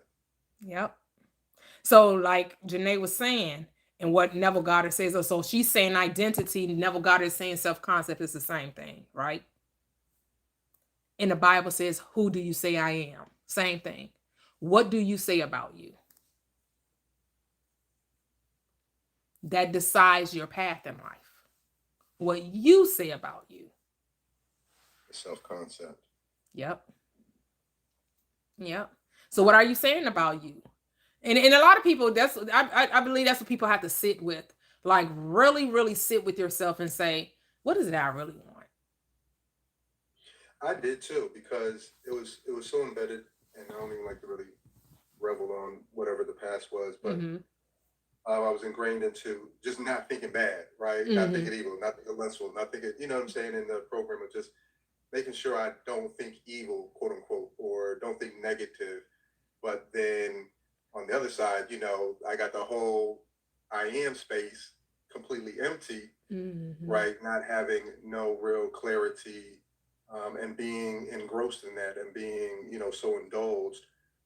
And that's where I've kind of like switched to. I now invest a whole lot more time into what I want, what I, into what I am, rather than what I don't want. So I think that has really kind of changed my perspective and my expectations too, because then my action is more so aligned with that, more so because when you don't think of what you don't want, you kind of get whatever. Mm-hmm. It's a little like a little buffet almost. Right. Where you don't know what you're gonna get, That and part, yeah. um, so yeah, so no, I definitely appreciate it. Yeah. Yeah, yeah. You made me when you were talking, I thought of the script that says after the I can't remember if it's the woman of the house or whatever, whoever after the house has been swept and garnished, has been cleansed, Oh and you yeah, they don't come back. feel it, right? Those devils come back. And it's more than those what have been swept out of there, right? Because you didn't feel it. Hmm. You didn't feel it like you said with the thing you wanted. You got rid of everything that you didn't want, but you didn't feel it with anything. Correct. Got the And whole so person now fulfilled. all of the negative, all of the doubting, all of the fears, all of that thing, all of those coming, and then it's work, then you're worse off than when you first began. Because you didn't Yeah. feel it with the joy, with the peace, with the love, with the harmony, with the thing wanted. Because we fail to realize that yes, you have to choose what you want. You do have to decide what you want. All of these people that are proponents of the take no thought, that means don't try to figure out the how. It does not mean that you're not supposed to be using your mind to create your reality. Say that again. You're not supposed to use your mind to create your reality. I'm saying that okay. So you hear people say, get into meditation and don't think about anything, right? Have no thought. Let the thoughts just. And I'm like, y'all BSing people because you are thinking. I don't care what anybody saying. You're having focused thought, but you are having thoughts. Because to say that I was in meditation, I got quiet, and then I got a download. Well, isn't a download a thought? Like, let's stop it. So, Hmm. so I'm saying that it's not about not thinking, right? It's about not trying to figure out the how. That's when the Bible says take no thought, it's telling you not to think about the how. It's not saying that you shouldn't be creating your reality, because how is your reality created? Through the choosing of your thoughts, right? Yep. It's because when you go in meditation, it's not that you don't want to have any thoughts, it's that you want to focus your thoughts. You want to gain control over your thoughts. You want to shepherd your thoughts. And I was reading this one book was saying your thoughts are like sheep, and our what is it the super what is it the subconscious is the shepherd, um, or one of the two. But it was saying that your thoughts are like sheep, almost like the one, and they were saying just like a shepherd, you want to make sure your sheep is all together or in line, Mhm. and you oh yeah, it was saying almost, it gave the analogy of Jesus being our shepherd, but it was saying that we are the shepherd of our thoughts because we are God. Um, but yeah, no, that's a good. I appreciate you breaking that down because I think sometimes in where there was some type of switch or something that again, where it was like, don't due to you don't want to get either too excited or you don't want to get overdrawn into your, I guess that quote unquote desire, um, either for maintenance purposes, right? You want to maintain status quo where you don't want to get let down by even your own, Interesting. Isn't that a almost, limitation? Isn't that a limitation? no, What? it's a What? limit. Wait a minute. Wait a minute. So I can't be too excited about the thing I want. Say what now?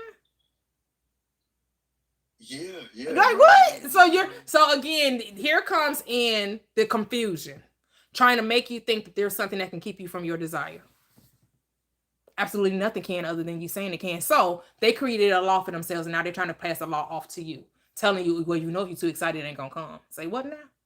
That if you expect it too much, So you ain't gonna get it. Say what now? Excuse me? No, so you're not gonna get your desire because you want it too much. yeah. And I think because in church you always see people grappling and hollering, but they ain't never get what they wanted. You know what I'm saying? Yeah, because And that's so kind of like performative. Because that's performative. That's correct, theatrical. correct, correct, correct. Yeah.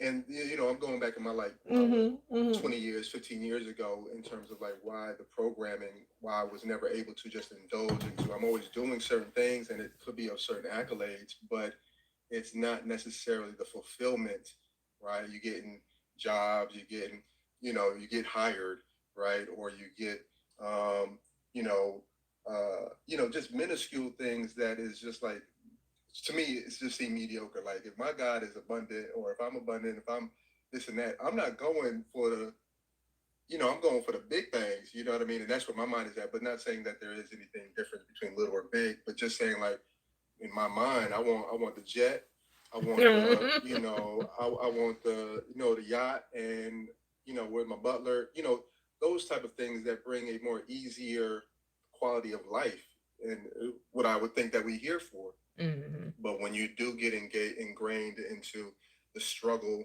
the whole again performative, or you got to prove, or because you ain't in certain things. So no, that's good. I thank you for demystifying that, because yeah, I don't I don't really regulate with that anymore.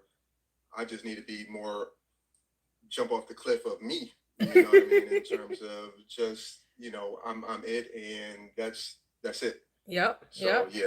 Yeah, we have to realize we're the creators of our own law. And if someone else says this is what the requirement is, understand that's a requirement for them, and you get to tell your own story. People try to tell a story and try to make it applicable to all. No, that's only Mm-hmm. applicable to you. Take the Mm-hmm. limitations off. Yeah.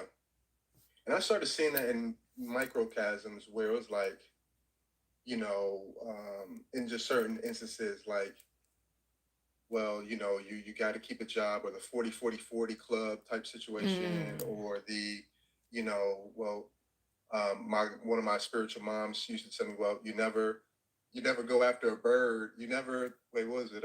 You never, if you have a bird in hand, never go after the, or you see something about, Oh, bird in the you hands always, worth isn't worth more than two in the bush. yeah, me, I'm going for the bush. But you know what I want? I always had that mentality, but I never knew where it came from. But just to know, like, that was just a piece of just that I wasn't even accepting my abundance, because I was more ingrained. I always had a spiritual mom. I had a godmother. I had a spiritual mom. I had, just that covering, right? Because in Mm-hmm. church, they always talk about, you want to be covered. So I Yeah, had yeah. a spiritual dad. I had a spiritual uncle. I had a spirit. You know what I'm saying? All this people Yeah, your that whole spiritual you clan, huh? yeah, yeah, yeah. Oh, yeah. We was CKK. You know what I'm saying? Just and I was, and I thought that was the level of protection, because I even got married under that, having a chick where, okay, so she hit off the data points, right? So her her spiritual father, or her spiritual covering, was a sister church to my bishop, and her bishop this, and she had all, so I aligned what I presumed to be the alignment that I needed to be like, okay, I could trust this chick, you know what I'm saying, whatever the case is. But to my, when I did it, and I was still performative. I was, luckily she wanted me to get up early in the morning and go pray and certain things. And I took that as a, okay, good. I got me a good chick that's, she's willing to, what they quote unquote, sacrifice for being under the word or stuff like that. So meanwhile, I'm still doing what I want to do in terms of, she bailing me out, paying my probation, and doing all sorts of things that I considered that was, that down shit. So Mm-hmm. then when, as things progressed, like I ain't see nobody like talk to me as a man in terms of what to expect, or not only for myself, but from her. I was just going with the flow, just knowing I ain't want to be in jail, or I ain't want to be out there in the streets, and so I recognized like now I'm seeing it, hindsight, where it was like they had no relation to what I wanted. You know what I mean? And what I wanted was more so in line with what they were preaching. And so, trying to be that dude,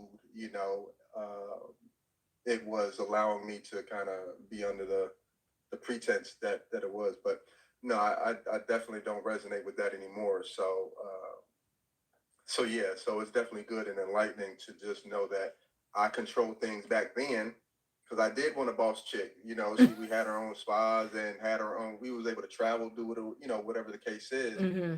But this chick tore down like all my relationships. You know what I'm saying? And I didn't know why. You know what I mean? I thought it was cute Mm. at first, like, oh, she want me all to herself, but nah, she was hellacious. You know what I'm saying? And so, long story short, that was the quickest marriage I dated. I had dates or flings longer than I had this marriage. Oh wow. Yeah, I don't go for none of that. You know what I mean? Like, as soon as you show me, certain colors, I'm outro. And the fact that nobody that I considered my quote unquote covering was there to kind of like, help navigate that situation. I had to go for dolo, Mm. and that allowed me to really come into the awakening. Like, look, bro, you want, you got to do this yourself, and then it kind of had me tapping into my mind and stuff like that. But I don't want to hold up everything. But yeah, definitely thank you for helping resonate that. Oh, cool, cool, cool. Thank you for sharing. Thank you for sharing. Yeah. Yeah, for sure. When we talk about performative, we're saying it is not transformative. Performative means you're doing it, but there's no transformation. There's no true transformation. Like the screaming, the hollering, the passing out, the rolling out, that doesn't change anything. God is not moved. Your conscience is not moved because you're crying and screaming and passing out in church. You're transformed by how? The change of mind. So, not until you change your mind will you get a transformation of the heart, of the experience, of the outer, once the inner is changed. So that's what I mean by it's performative. That we're doing it because they told us this was necessary. They told us this is how we praise God. They told us this, but it did not bring about a real change in your life. It just gave the appearance of devotion, right? Let me look like I really love God. And not saying that they don't really love God, but they want more than just the love of God. They want the things of God, right? They want the abundance, they want the peace, they want the love, they want all of those things, but crying out and passing out doesn't bring that. Because you can see those very same people crying out, yelling, thank you, Jesus, crying, oh, thank you, Lord, I love you, Lord. And as soon as they get up off that floor and into that lobby, they cussing your ass out. Like, what the hell just? They were mean as a junkyard dog. It was, and I was up there, like, in terms of like the And not saying that's the wrong. No, I'm not saying it's wrong either. I'm not saying that it's wrong. right, I just right. know that a lot of people didn't leave changed. The same people was in a prayer line every Sunday. Nah, I mean, all I caught was bad breath at the altar, spitting, hooting, and hollering in my face. And for me, it was like I thought the trying was the effort of me trying to be that, because I came from a very different background, so it was like coming into this church thing was like, okay, let me give this a try because I know I need to get something right, right? My parents, God, godmother, all these people in church, whatever. So it was like, okay, something's got to be right because they seem, like they got it all together. When you pull back that curtain, that Wizard of Oz curtain, you know what I'm saying? It's hellacious. If I on my own experience, I found that it was because um, you could tell that sometimes they're not at peace, the insecurity, Mm-hmm. they still going through the certain things, but they feel like if they know more of the Bible, or if they can speak in tongues faster than you, or Mm-hmm. if they can, if they do the Yeah. Daniel's fast, you know what I'm saying, or whatever Right, the case right, right. is, Because they again, just it's nothing against the state that they're in, right? We're talking about the state that the people are in, not the people themselves, right? It's the state that they're in, right? So they right. don't even realize that they have the form of godliness, but denying the power thereof, right? They're not really understanding that the power is already in them. And if they would just utilize it appropriately, they would have a transformation beyond their wildest dreams. But because they're limiting, they're quenching the spirit through fear, through control and manipulation, they never truly experience the power of God. Man, that real power is divine. You know what I'm saying? It's like um it's it's very illuminating, very refreshing, and you feel powerful and humble at the same time, because you're in awe that, okay, I am that. But in terms of like, they don't have to know your power. They don't have to know where your mind is at, or they don't have to, they ain't got to know, and you're able to run your own show. And that was very,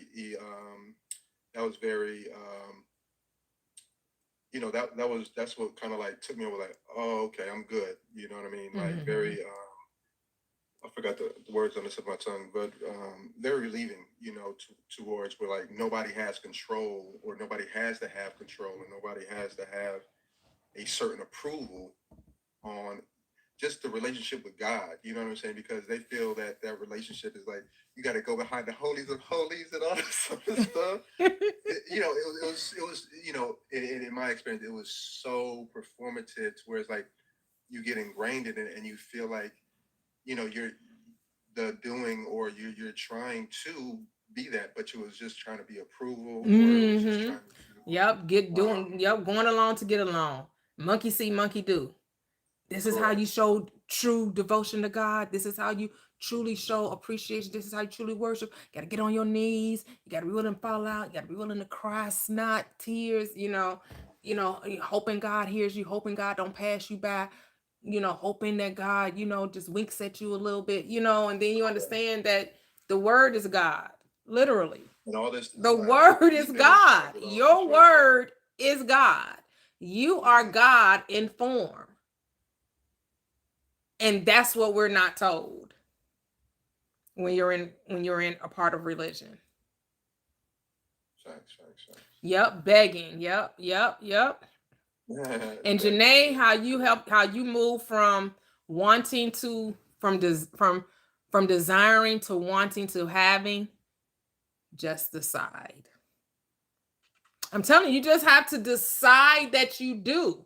And then keep deciding. Keep deciding. Keep deciding. Right? You keep like when they told me that I knew that was some beat. When they told me I was declined, I was like, "Oh, you got to be kidding!" Yo, like I yo, like I yo, knew you that rubbed was me a the wrong faux way, pas. huh? Like, stop playing with me, right? But I didn't call their call like I said, because I said I was gonna give them a call and ask them to reconsider to look over the application again, right? But I didn't, call them like cussing them out or getting mad and upset. I was just like, okay, yeah, they told me what I said, well, yeah, I had read the declination letter. I see what it was said, but I have another card already by Chase or what have you. And I was like, I would just be willing to swap the cards out. All right. But that wasn't even necessary. They called me and told me that I was approved and that what my credit limit was. And then I asked them, okay, did I have to close this card out? They was like, oh, you're asking account specific things. We don't have anything to do with that. I'm just here to tell you that you got the card. Oh, okay. Thank you. Bye. Facts, facts. Mm-hmm. I That's mean, a and we fact. think it has to be harder than that. We were told it takes more than that, right? We were told that the decision just isn't enough, but the decision is all that it takes. That's all it takes. Decide that you're whole. Decide that you're worthy. Decide that you have it. Decide that you're enough. Decide that you're loved, loving, and lovable. Decide that you're abundant. Decide that you're prosperous. Decide that you're successful. Decide, decide, decide. That's all it takes. A decision. Mm-hmm. A decision to be different. This is what I was talking about when you was talking about people saying that you can't want it too much. I said you got to want it so bad that you're willing to change. That's how bad you got to want it. That you're willing to think Mm-hmm. differently about yourself. You got to want it so bad, the script says, you got to pant after the water brook as a heart pants after it. My heart pants after you as the pants after the water brook. That is willing to die to itself to get to the water. It's willing, like right, like the moth to a flame. It's desiring so Oh, bad to be a part of that flame is what? Willing to become with it, which means what? It dies to itself to become a part of that flame.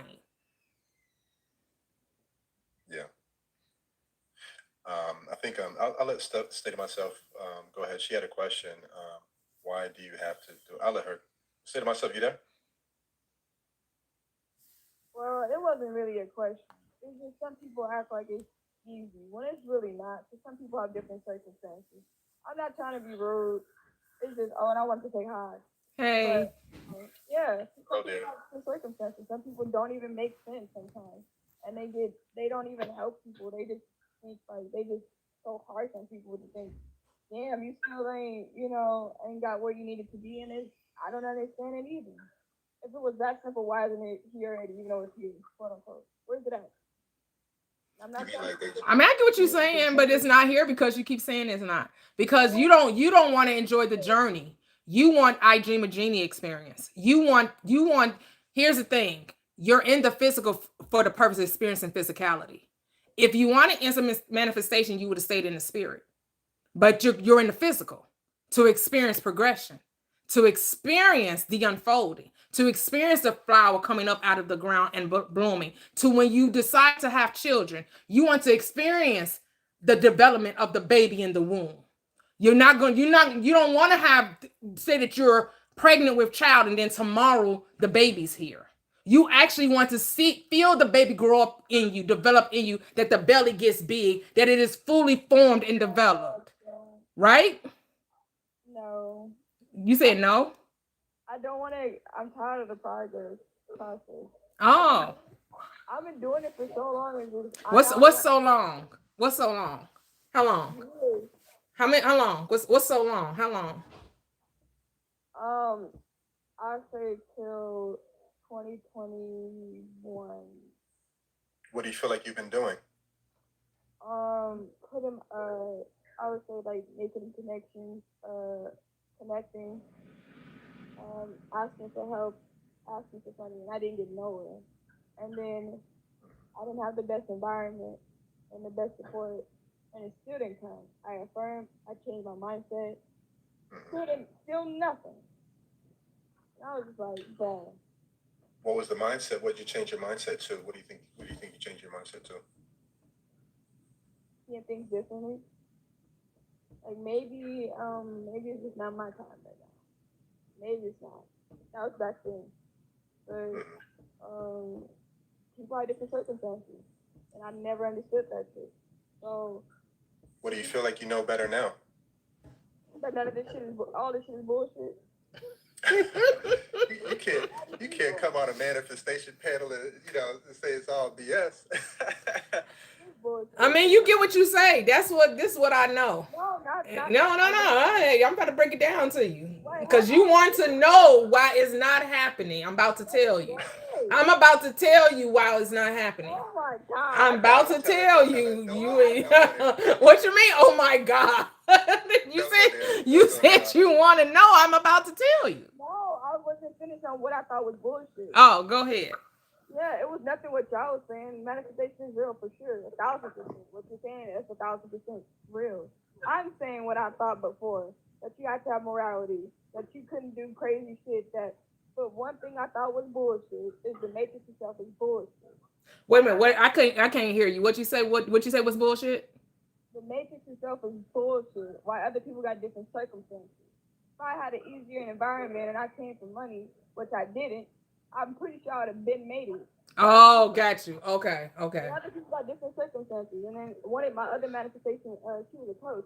She was like, some people aren't smart, some people aren't talented. No, but they got a better environment. I always question why the fudge people had it easier. And I never understood that shit. Because they say Mm. easier fucking circumstance. Like, that shit is annoying. If I had So you don't? Do you think people made it out of hardships? Do you I feel don't like want to do people were? that shit. It's people who never came across addiction. People who have addiction, their parents, people who were like around crackheads and stuff. Oh, they made it out. So, you know how hard it is to make it out of stuff like that? Some people don't make it out. But if people But had they a just better decided environment, though. what is the percentage of that? Most people don't make it out. Let's keep it real. Like, people don't want to keep it real for a real. Man, some people can be brilliant, the most talented, and don't because they decided. But I guess my thing is here's the thing. We're not about to turn this to a vent section. I get it, you want to vent. but that's not what my panel is about. Hold on, hold on. I get you mad about life. I get it. I get the. It sounds like you're venting about realities that haven't come true because of circumstances, and I get it. No one's saying that. Yes, the life does seem a little random. It seems random. Like no one knows until they get here what environment they're landing in. Some people, and again, this is your assumptions. You don't really know. You're assuming because people came from money, they had an easy life. Well, Latoxi let you know yesterday. Okay, Elon Musk, yes, he came from a wealthy family. He built this empire, whatever he did. Even though he came from a wealthy family, his father still treated him horribly. So just because you come into money, don't mean that you still won't have the trials and tribulations of life. That doesn't, and wealth does not excuse you from tribulation. Wealth does not excuse you from tribulation. But it sounds like you're saying that just because if you had money, then that meant automatically you will be successful. And I'm telling you that isn't automatic. I'm not saying that. I'm saying you have more of a way of getting where you need to be, but it don't even make sense. I mean, I'm saying like, I'm not saying it don't make sense. I'm saying if you have an easier path of connections and money and wealth, you will find a faster way of getting where you need to be because it does stem from that. And if a lot of people around you are not that smart, not that gifted, not that rich, and then you have to go through certain things that most people it don't even make sense. Why do people? I'm just going to say, what is your complaining going to do? I'm not complaining. You are complaining. I don't know what you think you call it. This is complaining. This is not, you're not appreciating life. You're complaining about how some people had it easier, how certain people came into this experience and didn't have to experience hardships and difficulties. They came in with a wealthy family and that made it easier for them. I don't see how that has anything to do with you though, personally. How someone else came into this experience. Your focus is too much on the outside as opposed to what you want to do. Your focus is out there. Your life is not going to change by comparing it to what other people are experiencing. It just isn't. State of myself, do you feel like you have a grateful attitude or a more heart? Do you have a more grateful attitude or do you have a more resentful attitude? I think I'm resentful because I think I'm both, but I think I'm more so resentful because it didn't even make sense how my pathway was because it was none of my decision making. That's why I didn't understand. I was like, okay, so let's say a good guy. He goes to work. He doesn't do anything to nobody, right? Goes to work, go home, have a family. Out of nowhere, someone steals his name or uses his name. Out of nowhere, this happens. Out of nowhere, and he didn't manifest it. Where did it How do come you know?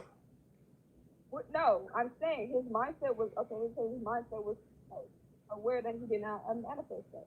Where did I come from? Do you think it's possible for stuff to happen like that if you didn't if you're conscious of not doing it? So he had a great mindset. So where did it come from? Because you have no control over what life throws at you, correct? How do you know what his attitude was? His attitude would have been grateful, appreciative, mindset. because you're able to see certain things differently once because resentful closes up opportunities. And I know this like I know the back of my hand where our attitude and our perception does change how we see things, to where if you are resenting things, it's more of a hard press to where you're not even looking or you're not expecting. And then when you're grateful, it's almost like the world opens up to you to where you're able to, your mind is able to turn those wheels and also those expectations. And then in turn, it kind of reciprocates back to you to where it's like, okay, I do have the confidence to do that, or I do have the courage to ask for this particular assistance, or or see the best out of any situation that you're in. I come from a hustler background, and we had to see opportunities in every little thing to where now I'm ingrained in it. But at the time that it wasn't, because I was upset like you. I was in jail. My lady friend, she left me with, told me that, sent me some pregnant pictures in jail while I'm locked up, and I was never to see her again. You know what I'm saying? Like, we looking for her, and no real people, and the jail lost me most of my information. So I'm thinking like, and then I'm locked up with felons. You know what I'm saying? You ain't gonna catch a misdemeanor dude wanting to be locked up with felons that got lifers. You know what I'm saying? That's like that is the most scary thing. You know what I'm saying, in jail almost. But I'm just saying that to where it's like when you get out of whatever situation you feel like you're in, if you see the possibilities and you see that you're grateful for that situation, whatever did occur, okay, I didn't have this or I didn't have that. Now I'm able to go into it more empowered, saying I'm going to do whatever I got to do to make it. Because to me, it doesn't feel like you've exhausted, and not even exhausted or tapped into your appreciativeness of who you are as a person. You said you're this, you're that. I hear a lot of accolades that you feel like you know, I ain't gonna say like pump yourself up with, but the air that you put on that you're this and that, can't no dudes fool with you or on your level per se. But then on the other hand, you're resentful for what? But all of that, whatever that was created, that created who you are now. So you have a choice to, kind of choose, what you're going to be seeing in the future. Yeah. And the future is now. So I would want you to, kind of, when you do come, come to where we can appreciate life together, to where it can be a little bit more constructive, because that way we'll even be knowing that, you're at that point where you're accepting and you're looking for that. Because I think what's a block is that you're not wanting to, the reception of the opportunities, and you are the opportunity if you really realize that, because there's going to be people that's going to come across you that's going to need to hear your story. Y'all, I didn't have this. I was on these lives screaming and hollering. These people still loved me, Pastor, all the stuff. And I made it through. All I had to do was decide, or all I had to do was believe in myself, or all I had to do was certain, whatever the case is. That you got to know your story is not just for you, right? I'll just let you know that. But yeah. Thank you, A-Town. Love the way you delivered that. Are you receptive to that? Say to myself. Yeah. Mm-hmm. All Yeah. people have different experiences and different times, and I never understood why people have different times. Never said manifestation wasn't real. I do believe everything y'all saying, 100%. Never said I was dancing. So your only your challenge is, why do people come into this experience and some people have it hard and some people have it easy? Is that what you're saying? Is that what you're saying? Yeah. So there's a person right now who's a great person. Mm-hmm. Lost one brother, family, and then there's an evil person. Well, I think she's been to be evil. Like my perception is no such thing evil. Rude, disrespectful, has everything, and I never understood that. Right, because this world is not built on morality. That's what I'm saying. That's what I said. This is all some bullshit, man. Yeah. Here's the thing. Since you know this now you know that this world is not built on morality. What are you going to do with that information? I don't know. I don't even care anymore, man. Oh, okay. Like, it's nothing to care about. Cause like, hey, if I knew I wasn't a bad person. I knew I was a real woman. I was who I needed to be, and it's like there's nothing for me to say. Cause like, damn, I thought I was. Well, I'm not trying to just. I'm a good person. I deserve my flowers. No. Do you love yourself? State of myself. Do you love yourself? What does that have to do with this? Say that again. What does that have to do with this? Because if you loved yourself, right, if you loved like your animals or plants, or if you loved anything around you, you're going to water it and take care of it to where it produces good, right? So almost like, I don't know if you've seen like the water experiment or the flowers experiment, where if they talk to it, it's going to come out, if you yell resentful stuff or bad stuff to it, it like darkened. And then if you... I'm taking it to where I'm going to be. I'm going to keep it real. Like, manifestation. I believe in Toyia 100% is the best friend, whatever. I wasn't gonna coach. I don't call it coach, but like she's 100% right about everything. I ain't gonna tell. But the thing is just like I literally have to let all the stuff that I experienced in my story to go away, and it's been hard. Right. I know for a fact because y'all think it's so easy. But I It's promise. not. We don't say it's easy. What she's saying is easy is the application to apply to wherever you're at. Right. It's not an easy gesture because of course she knows she's talking against programming. She knows she's talking against conditioning. She knows she's talking against religion. She knows she's talking against, all these paradigms that we can come up with on the panel.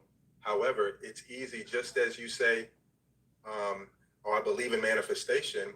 My question would be, okay, if you believe in the manifestation, how are you able to apply it to your life? And I would also want to ask the question: do you feel like you love yourself? Right? Do you if you were outside of yourself, and you were able to look at yourself, do you feel like the way you treat yourself, the way you talk to yourself, do you feel like that would be a love, or do you feel like that would be like a I love you myself said? more than I love anyone else in this world. And I would always choose myself. I'm just saying that has nothing to do with what I'm thinking about right now. Because I'm thinking about people who were homeless.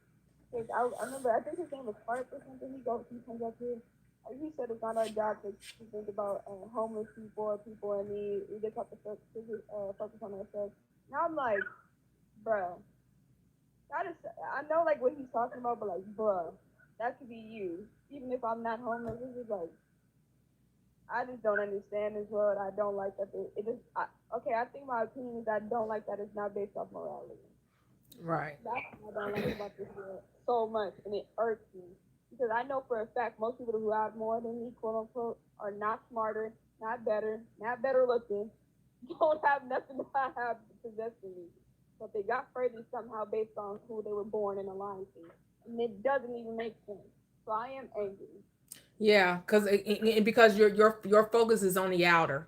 That's why Kevin said that. Because yes, if I spend my time watching the news, going down Broadway Street in Chicago, went on Broadway, and I went downtown and saw the people living in tents and living outside. Yes, that kind of stuff makes you angry and it makes you question, why are these things happening? Why are these things taking place? Yes, it does bring out the humanity in you. But when you understand that you're not human, but you're having a human experience, and every being born of woman has a choice. It's just every being don't know that they do. And see, here's the thing. You're coming from the aspect that they don't have a choice. And I'm telling you, oh, they do. They may not realize that they do, but everyone has a choice on how they're going to think, regardless if they're aware of it, regardless if you're aware of it, regardless if you know that you have a choice or not. And so, what I cannot do with my life is sit and complain and be mad about someone else's journey. How does that help my journey? By me being mad where someone else's journey led them to. The best thing I can do on behalf of another is to not see them in that state. To use my mind to see people as already whole, to not see them as homeless, but maybe give it a different perspective as maybe they don't want the responsibility of a house, that they're seeing the earth as their home, that they're freer than you ever could possibly be because they don't got no bills, they don't got to water and cut no water and cut no grass, they don't got to pay for water, they don't got to pay for heat, they don't got they're living off the land. Mhm. It's all perspective because our reality is our perspective. But why do some people have an easier circumstance than others? Why does it matter? Because it does. Do you think It you doesn't. put of a It nail doesn't. sharks if you're around a bunch of sharks? And if someone's not in around a bunch of sharks, obviously. Can I say something real quick? Yes, go ahead. I just wanted to say to myself, it sounds like you're in the stages of grief. Of just feeling angry. Yeah. And that's understandable. I know for myself, I definitely went through that, but I probably went through that at a younger age than you. I too, witnessed a lot of people around me who were very wealthy, even though my family wasn't wealthy. I saw how they lived. They had pools, they had, everything. I mean, big houses, everything. And these people were not good people. Some of them were not good people. Some of them weren't. But my point is that, like, I definitely understand the being upset and angry about it. When you get tired of being angry, then you'll get to the point of saying, well, now what? What am I going to do next? Yeah. Or how is this going to affect how I see the world and what I'm going to do about it? And I think what Toyia is trying to say is that at this point, the world is not quote unquote fair the way that we see it as how we kind of like were raised to see it as fair. Yeah. And how does that affect you is the question, right? Yeah. Because no one's saying you shouldn't be angry or mad. You get to, but how long? But think the question is, how long are you gonna be mad? Right? Because it's okay that you're angry. It's okay that you're mad. It's okay that you're saying, well, why do some people draw the short straw? Why do some people draw the short straw? Right? Because here's the thing: why they did it for the experience. And I know you don't want to hear that. You don't want to hear that. You mean tell me people came to experience the ugly? Yeah. Oh no, I'm saying if I would have the easier environment, I would have been where I need to be faster than the age I am now. How do you know? How do you know that? But you wouldn't have the lessons to learn certain fortitude. I don't have the lessons to get where I need to be. Obviously, there's no morality. Clearly, you do though. No, right? I don't. Why do I need to learn lessons to be rich? Right. I don't agree with lessons. Again, that's a construct of saying that we have to learn something in order to right. Here's the thing. You're experiencing. Go ahead. You're saying what? No, I'm sorry. I was saying as far as the lessons she's able to apply now in business, in self-development, personal development, and in mind, those are certain things that she's able to acquire now that sustains her versus, quote unquote, not having the structure, almost like what we say when somebody wins $1 million, when they win the lottery, right? Okay, yeah, I can't be jealous of the lottery winner, knowing that I know that, they go off that money and be in a worse situation, a few years later, right? That's not true of all lottery winners, right? That's not true of all lottery winners. But the thing is that the analogy of the lottery winner is that it's not about, again, they're getting the money is what we're talking about. It has nothing to do with whether they were ready for it or they learned lessons regarding money, which is what State of Myself is saying. I can get the money and figure it out. Why do I have to go through these hoops and go through these hurdles? I'm telling you, State of Myself, the money will come when you decide that you have it.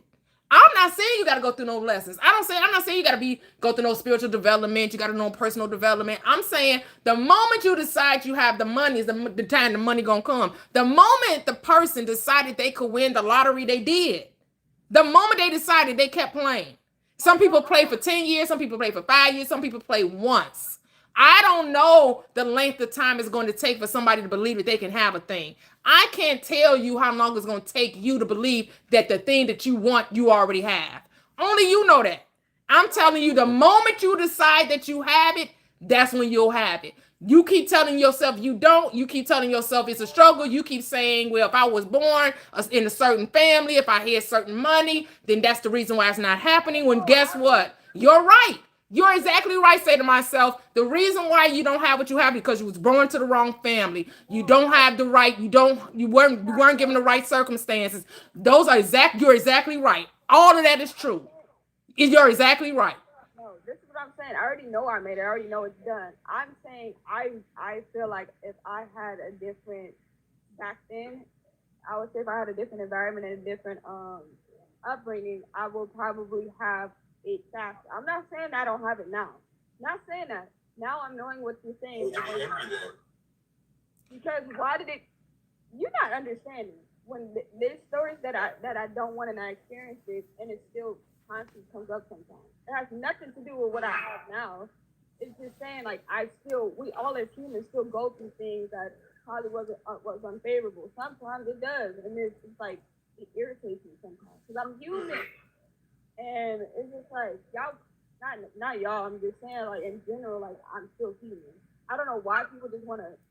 Sometimes I feel like in my reality, people enable my feelings, and that's why I got over it so much. But I'm like, hold on, and I see another person who actually like oh, how are you doing today? And da da da da da da da da. And they could be talking about something that happened from childhood.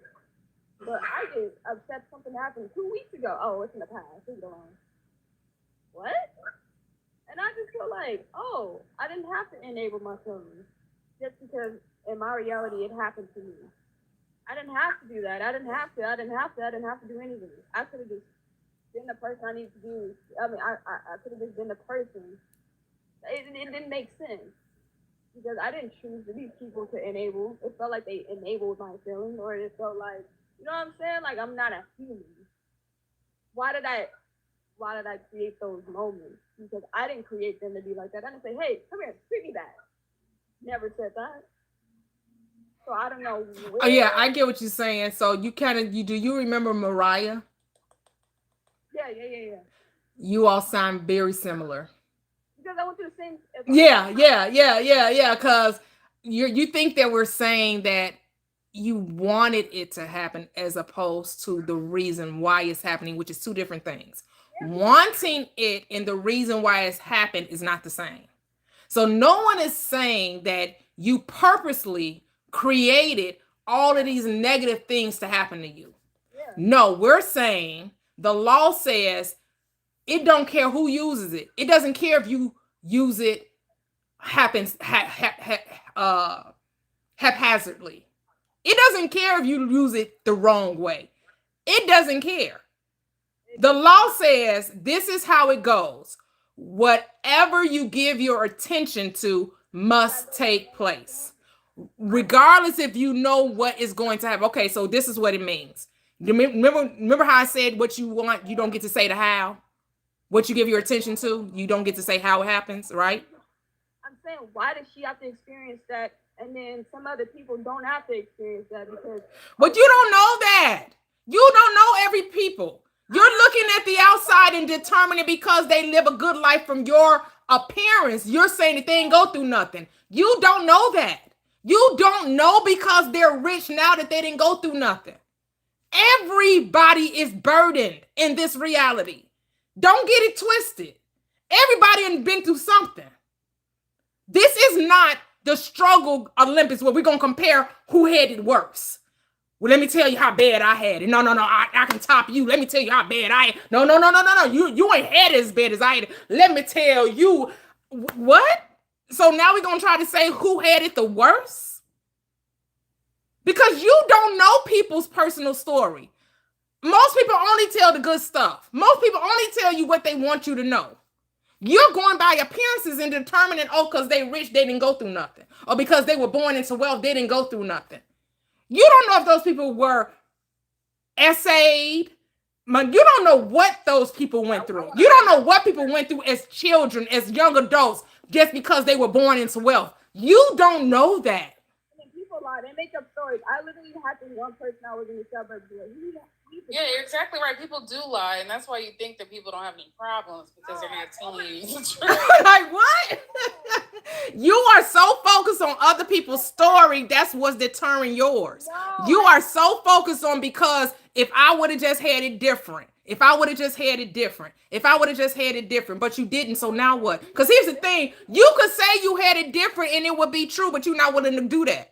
You're not willing to change the past to make it your reality. You're not willing to lie about your childhood. Hold on, say to myself, if you were willing to lie about your childhood, remember we said there's no lies. If you were willing to tell a different story about your childhood, your life will reflect that.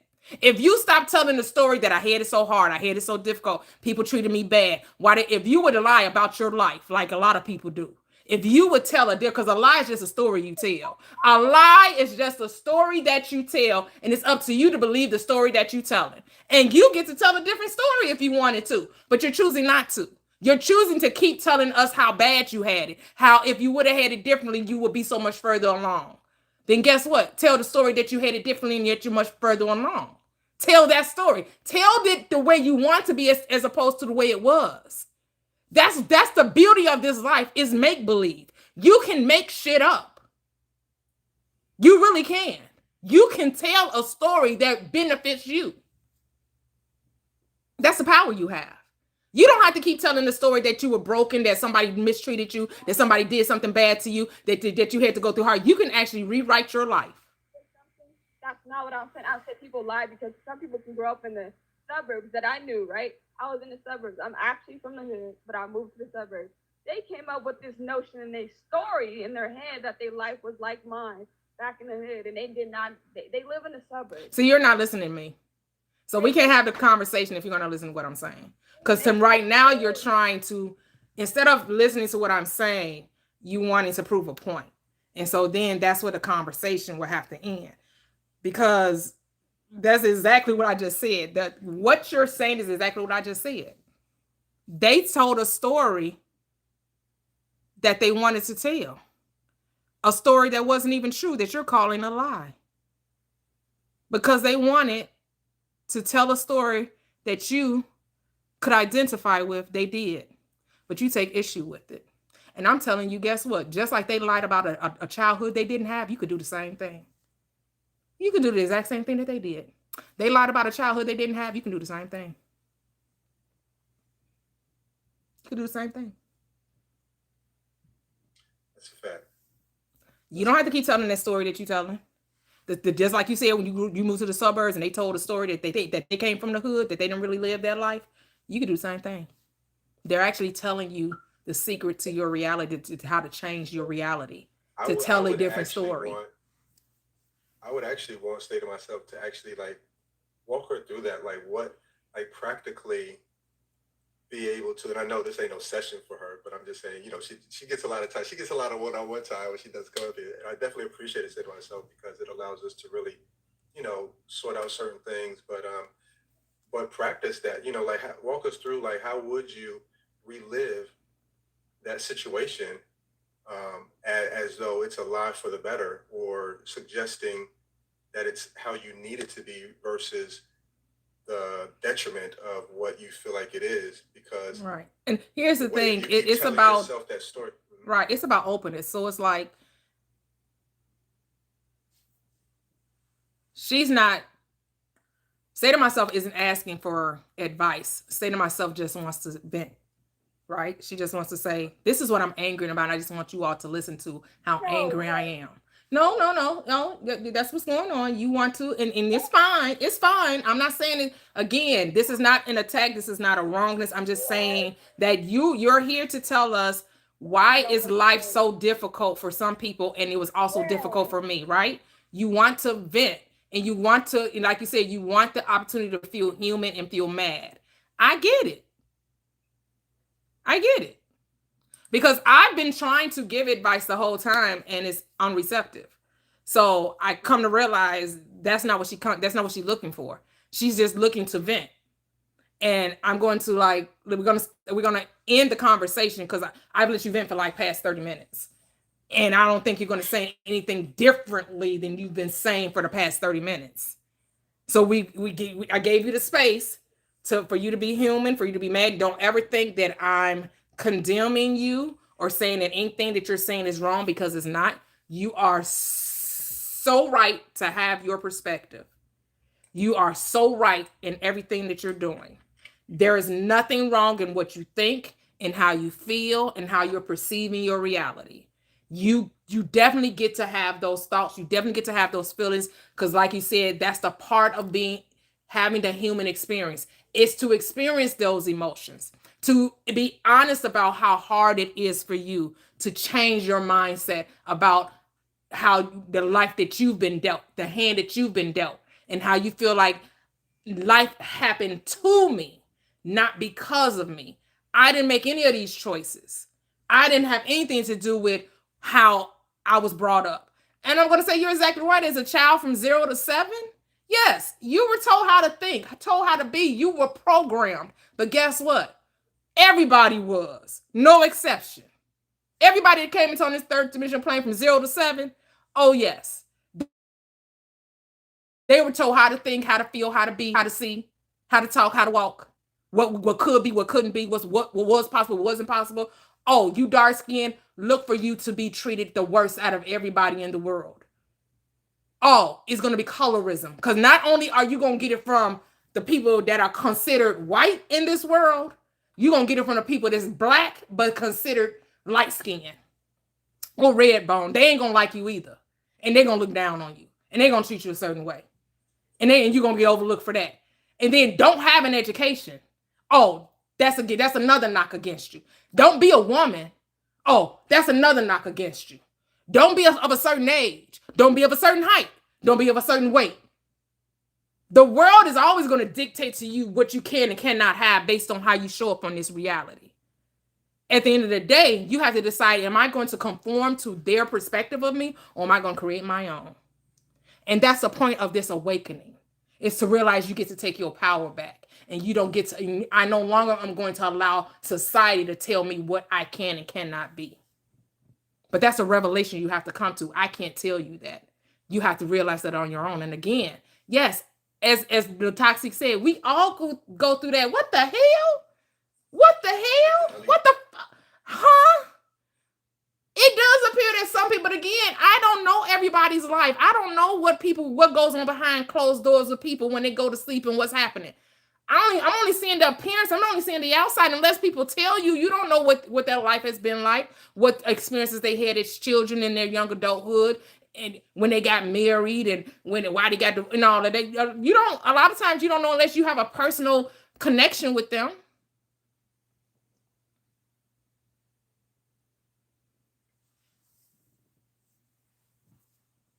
Have stated myself. Have you gotten Toya's ebooks?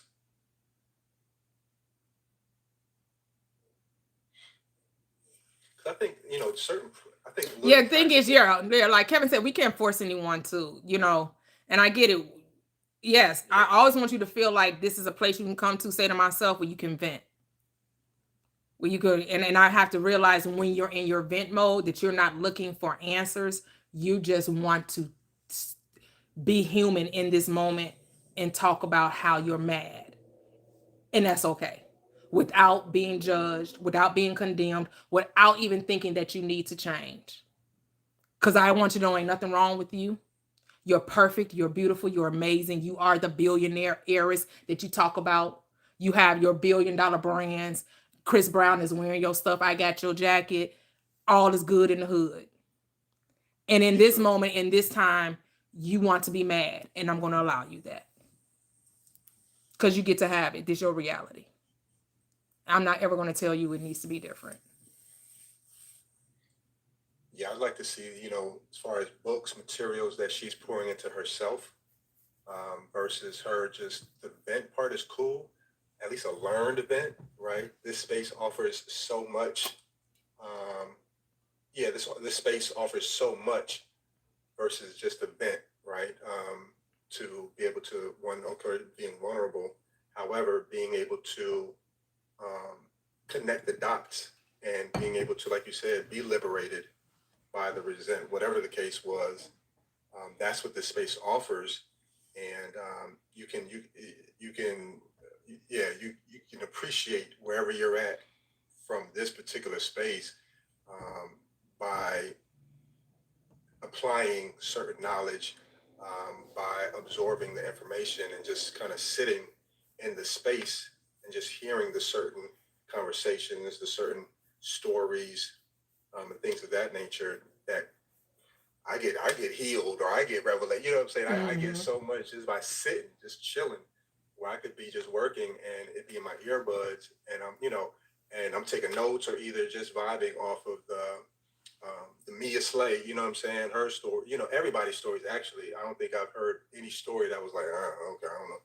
Every story was something that I'm able to resonate with. Mm-hmm. So it definitely helps. So I would appreciate, stay myself, get some books, Neville Goddard, get in our book club, get Toya's ebooks, so we won't, so you can have more of an elevated, approach to how you're assuming yourself and how you're looking at things, because, we do hear certain, we do hear, like we are human too. Mm-hmm. And so it's, you don't have to preface it, I'm human, because we all that, you know what I mean? So by the statement of that is like you're looking for more, and only you can really give yourself that. Only you're able to empower yourself. It's nothing that Toya is going to say, Toxic, Kev, that is able to give you that click as Toy said, it's a deciding factor. And yeah, I would definitely want you to get Toya's books and tap into some stuff that can really help you out and be open to it, right? Like, okay, I know I need something. What is it, right? Rather than saying, oh, all this shit is, it's BS, fuck this shit, whatever the case is. Where it's like, okay, what do I want to know? What does my future self need me to know? Or taking an aspect like that, where you're open, the world is your kaleidoscope. As Toya said, we all got your jerseys, we all got your stuff, you know what I mean? And it's just a matter of time. However, just being able to get over that, just that decision factor, I think can really help her. Um, you know, yeah, it helped me. That's all I got to say. Yep. Well said, A-Town. Well said. Yeah, because at the end of the day, life is a decision. Whether you realize that it's a decision or it's not. Every moment of every day, we're deciding to accept life as it came, or we're deciding to transform it. That's really it. You get to decide. Yeah, when you were younger, you didn't know that you could choose differently. You didn't know that life wasn't something that just had to happen to you. That you could actually command your reality. That's the whole purpose of this platform for those who come into this space, is for us to recognize that the only thing I can do about what happened in my childhood or my young adulthood is to give it a different meaning. Is to see it from a different perspective and live from the moment of now. Now, who do I say that I am? Not who I was 10 years ago, not who I was 3 years ago, not who I was a year ago. Who do I say that I am now? Because now is all you'll ever have. Now is all you'll ever have. That's why I talk about not going back, that whole healing journey. Because when you go on a healing journey, you seem to never get off of it. You always seem to be in a perpetual state of healing. I want you to claim health. I want you to claim wholeness. I want you to decide that you're already that what you're desiring to be. Not trying to get there, not trying to figure out how to be it, but to say that you are it. And to keep saying it until you're convinced of it. To keep choosing yourself. To keep choosing yourself. To keep choosing yourself. Because the moment you look back is the moment you get off course. The moment, because you cannot go forward by looking back. Impossible. It's the reason why we don't have eyes in the back of our heads. The only way you can look back is you have to turn around. Then that means you're not moving forward. So in that perpetual state of why did this? Why did that? Well, you're just on the merry-go-round or on a merry-go-round of what could have been. It can be whatever you say. It can be whatever you say. Because you literally get to have what you say. And you're always getting what you say. Now, I'm not talking about when you were 10. I'm not talking about when you were 5. I'm not talking about when you were 15. I'm talking about now. I'm not talking about how your mother raised you, how your siblings treat you. I'm talking about now. Right now. Right now, you get to have what you say. Right now. Because now that's all that matters. It's about your awareness now. Not back then. And so forgiving yourself. And the thing is, people find it difficult, but forgiving others. Because understanding that the others are you, that we're one. As much as people don't want to see the oneness of this third dimensional plane, it's a oneness. That no one is separate from you. Everyone is an extension of you. Yes, even the people you call evil. Because all is God. All is energy. Because that's what God is, energy. Consciousness, awareness, and we're all it. We're just operating from different states of being. But we confuse the being with the state. States can be changed, the being can't. The being cannot be changed, but the state can. The being is perfect, whole, complete, powerful, all-knowing, all-seeing, everywhere present. The state is changeable. It's malleable. You can move in and out of states. Just like this United States, if I decide to go from California, from Illinois still exists. I'm just focused on California. You can move out of poverty into wealth. Poverty still exists. You can fall back. You can forget how you created the wealth. You can think it was the luck of the draw. You can think it was because of something outside of you. But if you know the power of awareness, if you know you created again.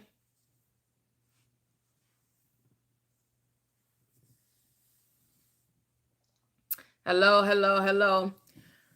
Well, it is about that time. I'm get up off these TikTok streets. I have to go pick up my grandson.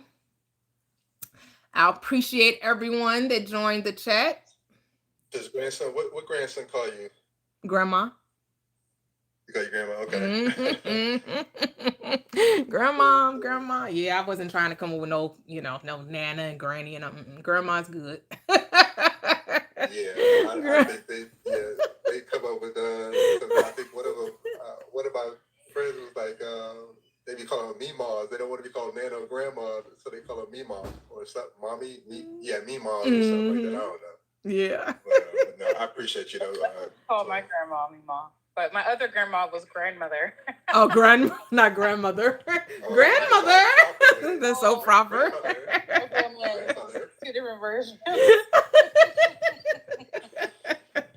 We could tell you was uppity. I don't know how we got there, but yeah, it was a weird situation. Yeah. But yeah, this is another great live, and we all go through that, Some people, say it out loud. Others of us, we probably go into our little prayer closet and get mad and beat the pillow or beat the wall or, because transformation, we're told is hard. So if you're told that it's hard, then hard it will be. You gotta let go of that mindset that life has to be difficult. Like that is the renewing of the mind, to stop saying how hard it has to be and start saying that it can be light and easy. You have to train your mind to even accept the easy path, the easy way. You have to transform that reality, because I don't care what space you're in, somebody's always talking about how difficult it is, how much of a challenge it is, how hard it is. As a producer, I think we get paid to is monetarily profitable to tell people how hard it is. Hey, if I can convince you of a problem, I can do what? What do I say? If I convince you of a problem, what do I do? I sell you the solution. I gotta say it, because that means you can't do this on your own. Yeah, you can't. You need me. You need me. Yeah, that's why over here is full accountability. Oh yeah. And that's a hard pill to swallow for some people. Some people feel like that's too big of a pill. I ain't ready to take food. I need somebody to still tell me what to do. Yeah, when I came to that revelation, it was so relieving. Like, okay, I don't need nobody. You talking about nobody? Nobody. Because nobody was pouring into me the dreams that I wanted, or nobody was pouring into me the person that I wanted, the freedom that I wanted. So it was like I couldn't even really look to them. So that's what kind of helped me kind of go inward. But yeah, it's profitable to tell people that it is hard, and but we here to dispel all that stuff. So. Yep. Like Ken said, sales 101. And he know he was a salesman, so he already know.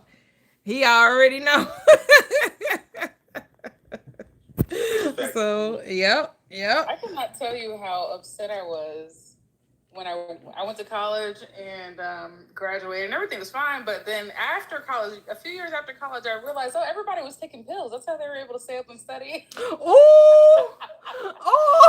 I was so mad. I had no idea. I was raw dogging college. Okay, it was so rough. And they all had supplements. Listen, everyone was staying up. I was getting up, going to all my classes. You know, I'm an early bird, so I gotta sleep by 10 or 11. I don't know how these people were staying up, studying, taking these tests, writing these papers. I'm like, what the hell is going on? I had no clue. I was so mad when I realized, oh, people were taking supplements or doing, whatever they were taking, whatever it was, right? Wow. I was so mad. I was like, I could have been doing that the whole time. And nobody told me anything. I had no clue. I was livid. Because I'm like, I could have literally been, I could have stayed up a couple more hours, whatever, Oh my God. I was so. That's funny. I've had multiple, I'm sure we all have had multiple experiences like that in your life. You're like, wait a minute.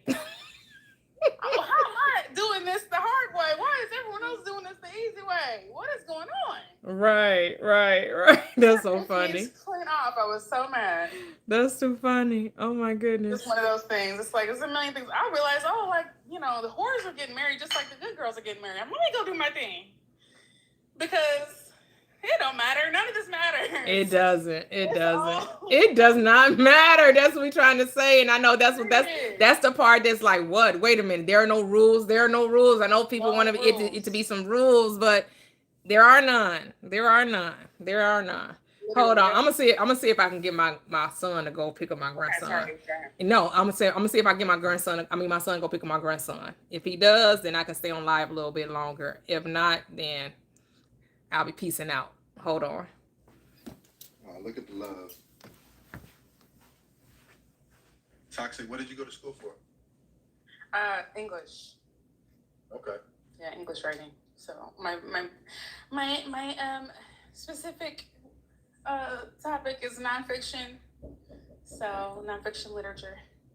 Okay, nice. Yeah, it's all right. What's the so did you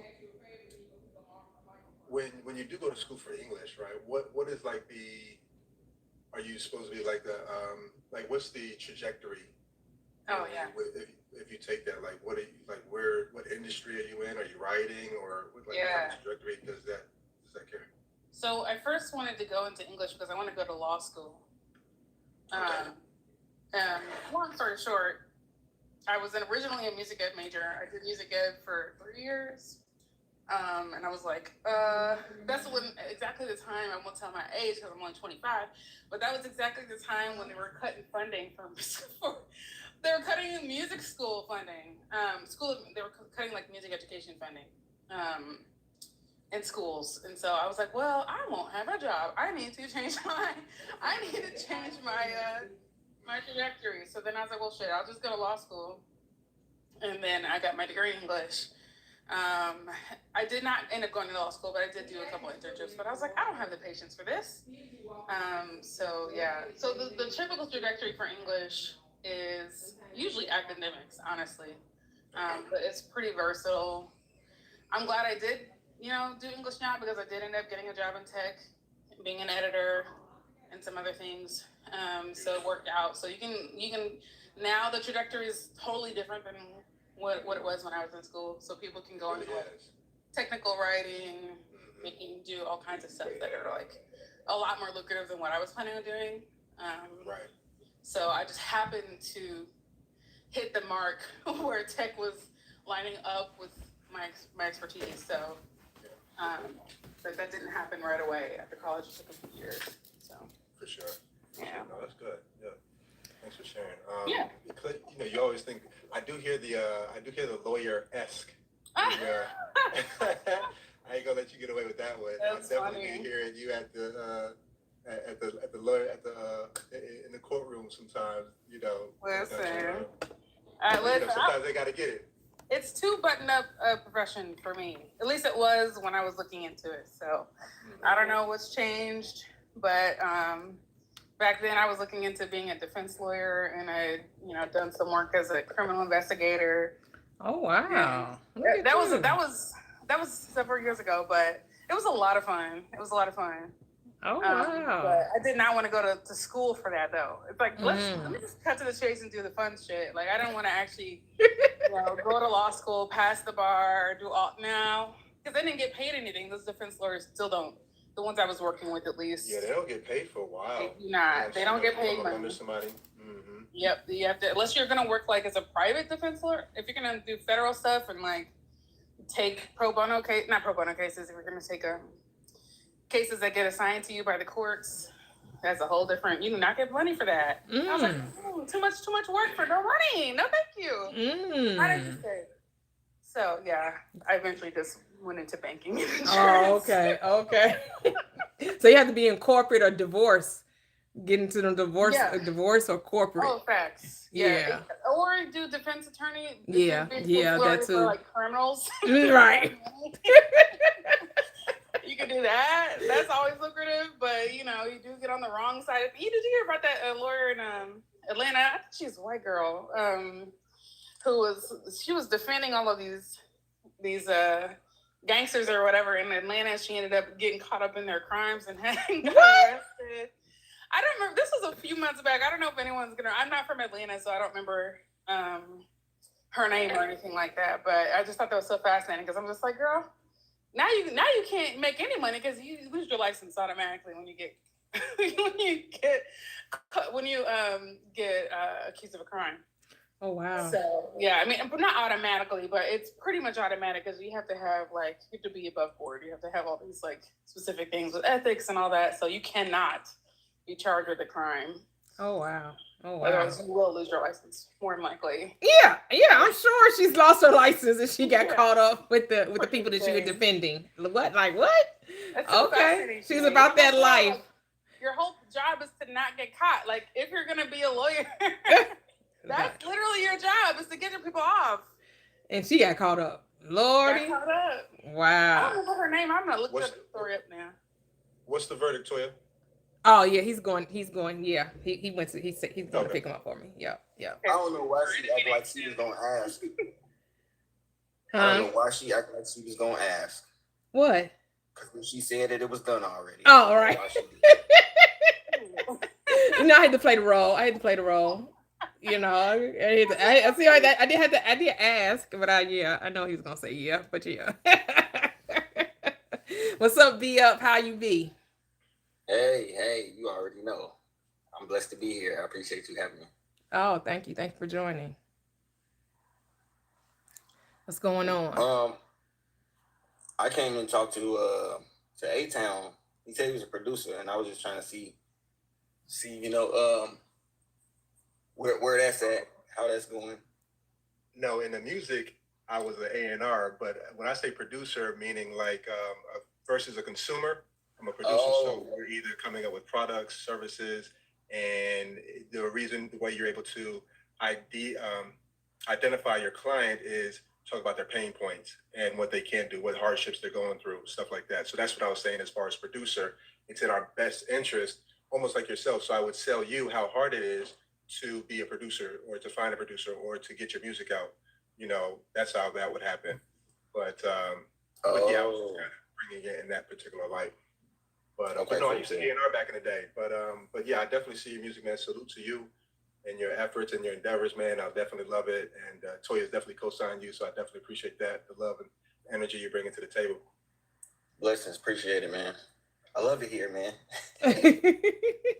Yeah, you definitely feel real comfortable, you know, given the proper energy, and almost whether you like it or not, you know, you find that, you know, you're gonna grasp something that you're able to leave with that can take you to the next level within yourself, right? And so yeah, that's glad you're here. You know what I'm saying? I've been here, you know what I mean? And I ain't left, you know what I'm saying? I don't care, you know, Toyia can't do nothing about it. For real. Like you say in church, I love you and there's nothing you can do about it.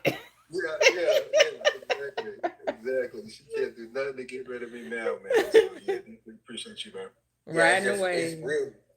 It was beautiful that I was able to make these songs along, like I would say almost 6 months before meeting y'all. And then for us to talk about my songs all day, it's just crazy. That's why I be like, yeah, it's meant to be. And it's like, I usually don't, I started off not being like, okay, listen to my music. And then I went through a phase of, okay, do you not it's just like being secure in what's already, not questioning it, and just knowing that what is already is enough. Yes. So it's that mentality. It's just beautiful to see the things just fall in place after you take your worries and your stressors off of the situation. Love that. Love it. Yeah, when you decide. That's all. For sure. When you decide. That's it. I mean, we want it to be something. We think we got to say this so long, right? It's just when you decide. It's so simple. We just think, can it be that? Yes. It's that easy. It's that simple. We want to fight. We want to wrestle. We want to tussle. But totally unnecessary. You can. Like, it makes for a good story, which is why you hear most people when they tell their stories about, you know, how they came up, how they went from zero to hero, because people love a good story. So I don't know if you ever heard, like, listen to people, especially when it comes to like people that sell, right? When they're trying to get you to buy something, what do they have to give you first? A story. It doesn't have to be true. It just has to be relatable. It has to be something that pulls at the heartstrings, which is why, you know, pastors are so good at the gospel, because what a lot of them are charismatic because they're telling a story. It's a heart-wrenching story. Don't you know that God loved you so much that he died for you? Like, you know, like, you're like, damn, I was so bad, God had to die for me, you know? So when people tell stories, because they're trying to connect to you, to your emotions, right? Stories are emotional. And that's what they're trying to get you. They don't want you to be clear. They want you to be emotional. You should never make a decision on your emotions. Your emotions should be the last thing you're listening to when it comes to you making a decision. So I made emotions to kind of put myself in certain situations, because I didn't feel like my story was good, was heart-wrenching enough. And then I made Been Legit, and I think it's a good song, but I was always shying away from talking about myself and my own accomplishments or whatever, like the story of my life again, because I used to diminish it myself. And now I'm seeing that's not the way to go. You know, you probably shouldn't do that, because it's unique to me for a purpose, and it needs to get out. And I can't, you know, let outside forces tell me that that's not, you know, that important of a story, because it's mine. Yep. Because people are like, oh, people like authenticity. No, people like stuff they can relate to. They don't care if it's true or not. They want relatability, not authenticity. That's some bullshit. They care about you being confident of what you're saying, not if you're telling the truth about what you're saying. Ooh, that's crazy. You know this though, right? Yeah. We know that that's what it is. It ain't about if they were keeping it real. It was rather if they were charismatic in their delivery. It was rather nothing can convince you of it. Yeah. It's about like, I don't know if it was Kim Hill that did a skit or Donald Glover. One of them did a skits about how like they can pretend to have these like sob stories or like these like, you know, hard knock life stories. People just would not relate with them. Who was it? I can't remember who it was. I think they just weren't believable then. They weren't convincing enough. They didn't believe their own lie. Right? Because you have to believe your own lie. Yes. Yeah. They didn't believe their own lie.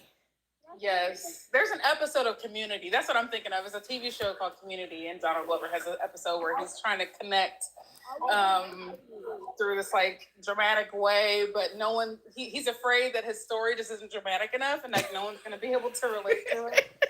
This is kind of funny. But yeah, people expect certain things from certain people. Like they want They want to see what they Like- already think. Right, like people are trying to sell you an e-course or an ebook, and they have it priced as a certain thing. They try to convince you, oh, it's normally all of this, you get it for $2,000, but if you get it today, it's $599, and they have to give you this sob story to go along with it. Like, yeah, I started at this very bad place. I slept in my car, or I was homeless, so I was in a homeless shelter, or whatever it is, and this formula, it helped me, and it's almost of it to be BS. Because the thing is, you don't know these people from a hole in the wall. And it's just about, most people want that, they want the shortcut to life, right? They're like, if there's a shorter way to get to my desire, show me. And I'm telling you, the shortest way is deciding that you already have it. That's the only shortcut you're going to find. After that, everything just happens. But if you think you can buy your way into success, I guess that's a way. Most people fail at it, though. Go ahead, be up. I was just saying, every other way is going to be harder than that one. Yep. Every single other path you try, it's going to be harder than deciding. Because most people figure out when they buy that ebook or buy that course that costs them.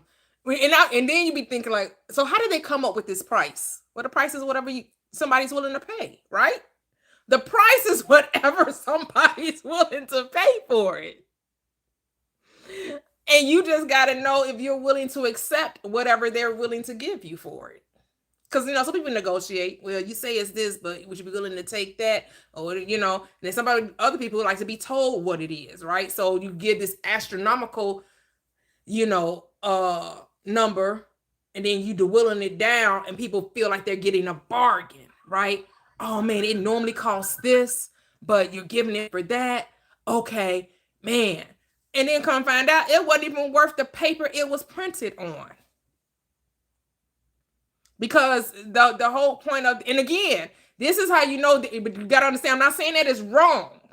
I'm just saying this is what people do. I'm not saying it's wrong for them to do it. Because as they say, there's what's the word? What's the born every moment? It's not a fool. It's I can't even think of it. But go ahead, say to myself. I gotta think of other saying. I think his name is BUT Enterprises. I was saying the same thing. My perception, bro, don't lie about your life. If your life wasn't really hard, because I promise you, like Drake, he be lying and shit, and he just got humiliated, bro. I'ma just keep it 1,000, like, cause I'm actually where Kendrick's from, 30 minutes away. I'm from LA, he's from Compton. So when I tell you, Can you get a little closer to your phone, Stay? Can you hear me now? It sounds like your hand over your mic. It's not over. I think it's my phone, but I'm just saying, just be authentically you. You can make rap songs without having a gun rich and a bad life. You can make a lot of songs without speaking about negativity and circumstances and survival mode. You can make a lot of songs with just being positive and just other things like love and stuff. But that doesn't sell, which is why the rap industry doesn't the conscious rappers don't make the money that the gangster rappers do, because that doesn't sell. They like Biggie didn't struggle. His mother was middle. They say he's middle class. That ain't the life he rapped. Like Lil Wayne, he didn't come from he wasn't impoverished either. He didn't have no struggle life either. But that ain't what he rapped about. Would you say that? Valedictorian of his class. Valedictorian of his class. But he made you think that he was a street dude. This is what we're showing you, say to myself. It's not about, here's the thing you have to get in your mind. It's not about what's right or wrong. It's about what works. Yeah, I'm saying, like, if you want to do that. What happened? What happened? He got in his feelings in public. Okay, he's still living his best life. He got in his feelings in public. That's the only thing that happened.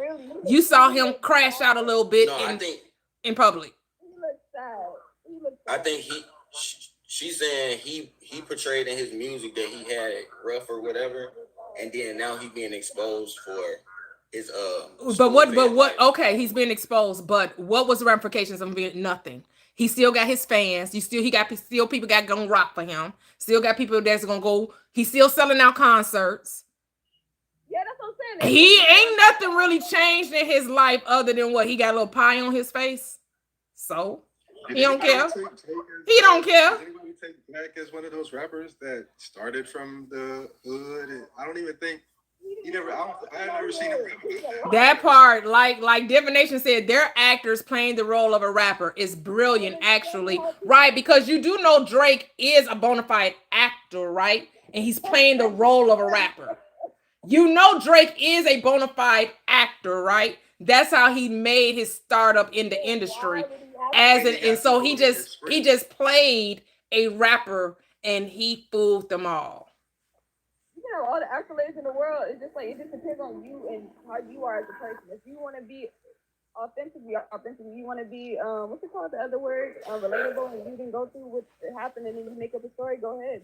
It doesn't even matter because at the end of the day, Drake. I just feel like Drake makes music for like light skinned people and women who never took accountability in their life. And I find out good, you know. Like I still think he's like. Again, there's no wrongness there. I mean, I think we're trying to find wrongness where there is none. There's no wrongness there. The people liked it. Whatever he was making that music for is sold. He made money and he living his best life. Here's the thing. Here's the thing. I don't want to get too caught up in what in the weeds of what people do. I want to keep it general. Right. So yes, I use people as their example, but that don't mean I want to get into a big old discussion about their life, because what I do know is that they manifested the reality that they wanted. He manifested living in the house he wanted to live in. He manifested the career he wanted to have. And he didn't see anything wrong with pretending to be something he wasn't, because he understands. Here's the thing, what they understand about the law, that this world is make-believe. I know you keep wanting to make it morality and you keep wanting it to be real and you keep wanting it to be consequences. There are none. There are no consequences. There is nothing wrong or right. I didn't say that. I said it depends on you as a person. You can do whatever you want to do. At the end of the day, I'm saying like it's the reason why it manifests is because a lot of women are unaccountable and a lot of people just they're like. But my thing is, but that doesn't matter though. I'm saying why he got so big. That's why it manifested. Kendrick Lamar doesn't make his type of music, and Drake's type of music is worldwide. Kendrick Lamar music is classical rap albums. That's what he is. That's why he has so many Grammys. He has classic albums that are rap based, not pop. Not let me put on another accent. Let me do this. Let me sing to the unaccountable women, and because there's a lot of unaccountable women. That's why it manifested so long. Drake makes music for people who never take accountability. So that's why that's why. Yeah. Manifestation is manifestation. So it really, at the end of the day, it really doesn't matter. We're just here to tell you. I'm here to tell you, get out of the lane of trying to see something that's wrong or right and get into the lane of what works. If it works for you, it doesn't matter what anybody else think.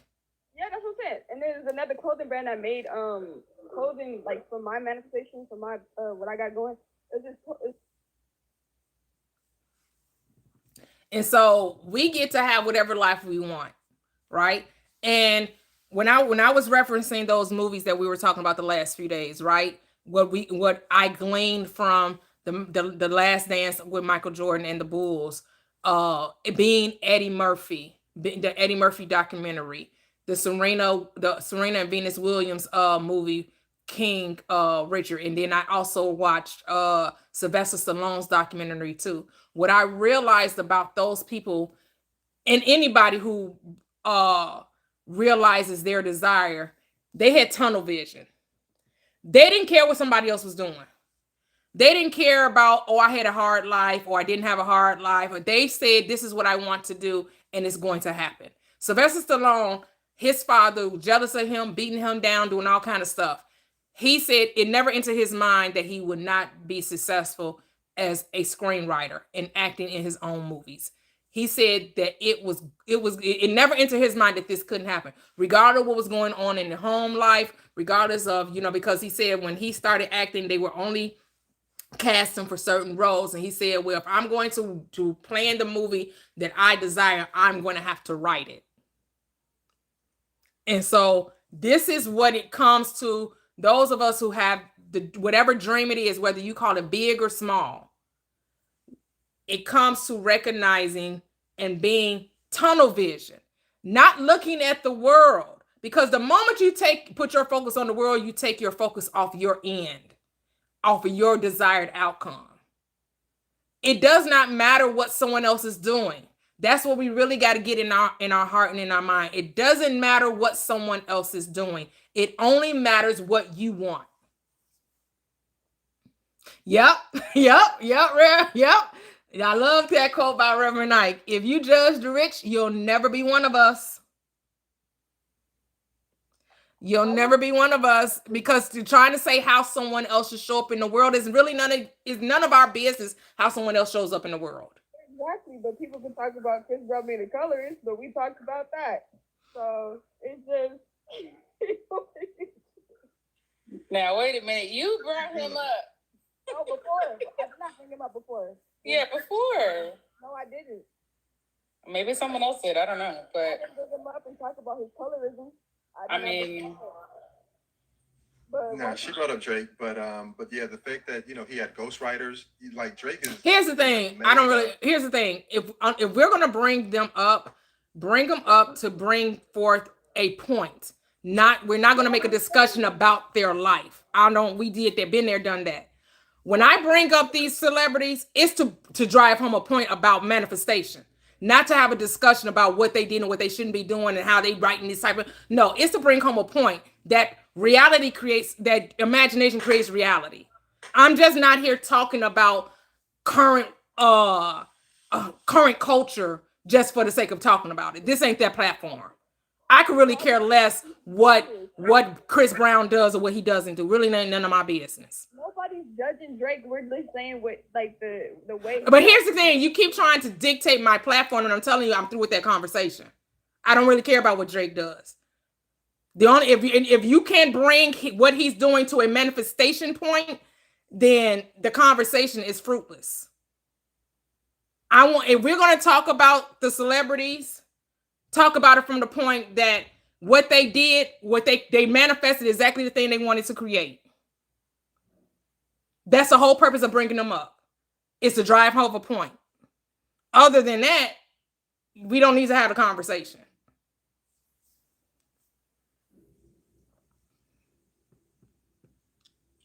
There you have it.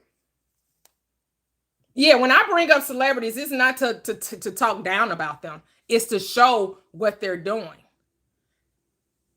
I'm not saying colorist is wrong. He could be a colorist. Who cares? They ain't none of my business.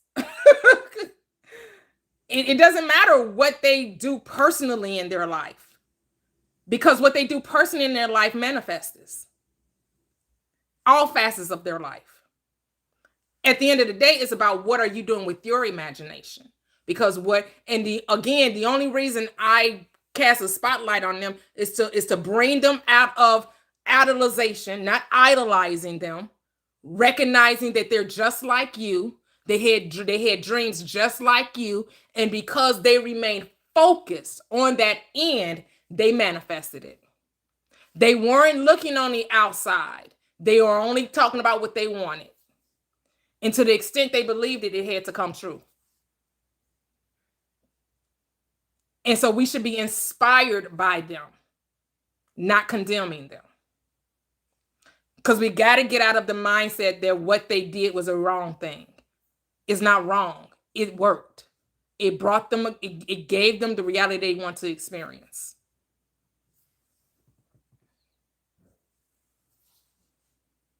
Saying your world, your Chris Brown's type.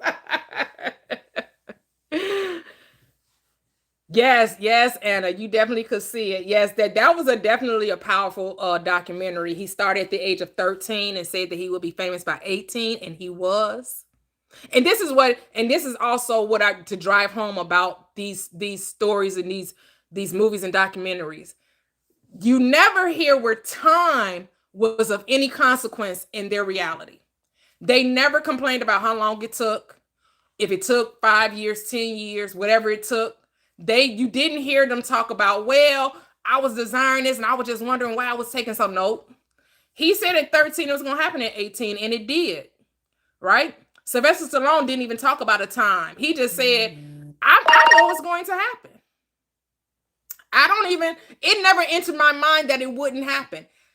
You know, he may have had a time element, but that wasn't portrayed in the movie. He was just like, I know what's going to happen. And it never occurred to me that it wouldn't happen.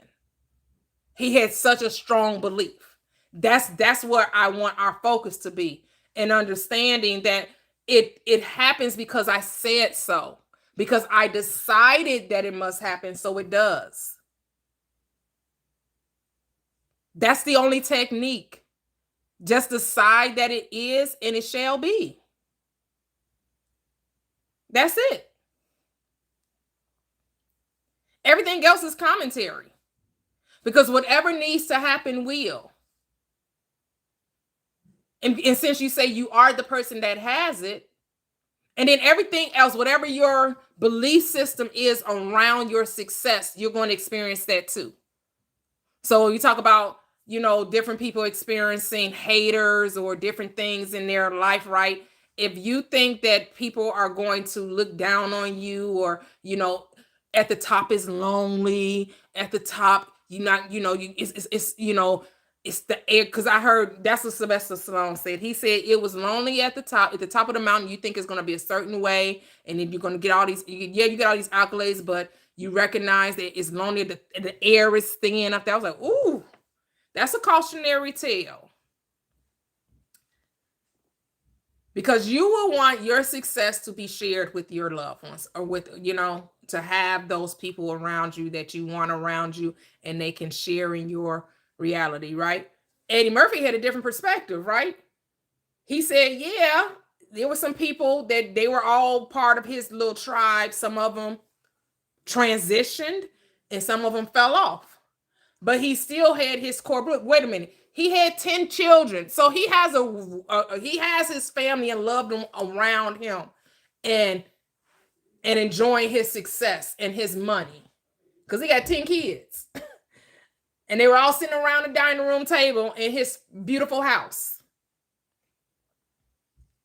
Now, Sylvester Stallone, I don't know if he was married or not. I didn't see children or wife in, or maybe he does have I don't know. I don't know if that was like the focus, because his focus was more about, him, Rocky, Rambo, and all of that, and, his relationship with his dad and how he came to get those movies or what have you.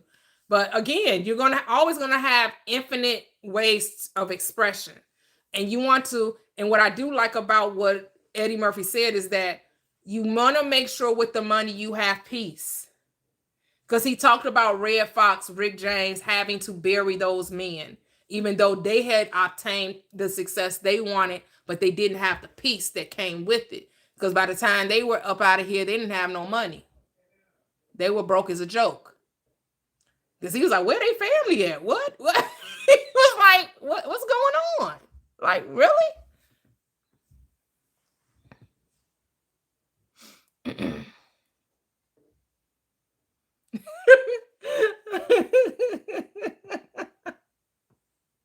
Yeah, they know the secret. Divination, you funny.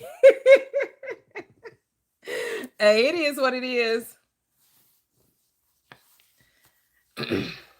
Because we have to bring the mind back to the purpose. And the purpose is, I told you only have one job. Now, you can say you got 10,000. I'm going to tell you only got one, but then you can say it is 20,000. I don't really care. For me, I'm going to say I only got one job. I'm not going to say you, I'm going to say me. I only have one job, and that job is the joy of being. I'm going to love me some me. I'm going to love my life. I'm going to appreciate my life. I'm going to enjoy what I do. Because then why else am I doing it? If I'm not finding no joy out of it, then why? What's the purpose? Because when you awaken to who you are, then you know that you give the meaning to life. And without you, life has no meaning. So the meaning to my life is the joy of being. That I have unspeakable joy. Peace that surpasses all understanding. Right? That my cup runs over in every area of my life. That's my purpose. And you have to define what yours is. That's I defined mine. And you can say it just is what it is. And then that's what it is. Because it's no wrong or right. You say it is. Look, I don't got no great way of saying it is what it is. I'm just doing me. I'm just being me. I'm being whatever I say I am in the moment of when I say I am. Hey. Because there's no wrong or right. No wrong or right. You get to determine. You get to decide. And what are you deciding? That is the question. What are you deciding? And this is what I want you to be hip to. I want you to know that whatever you're giving your attention to, that's what you're deciding. Please know that. Please know that what you talk about and think about, that's your decision.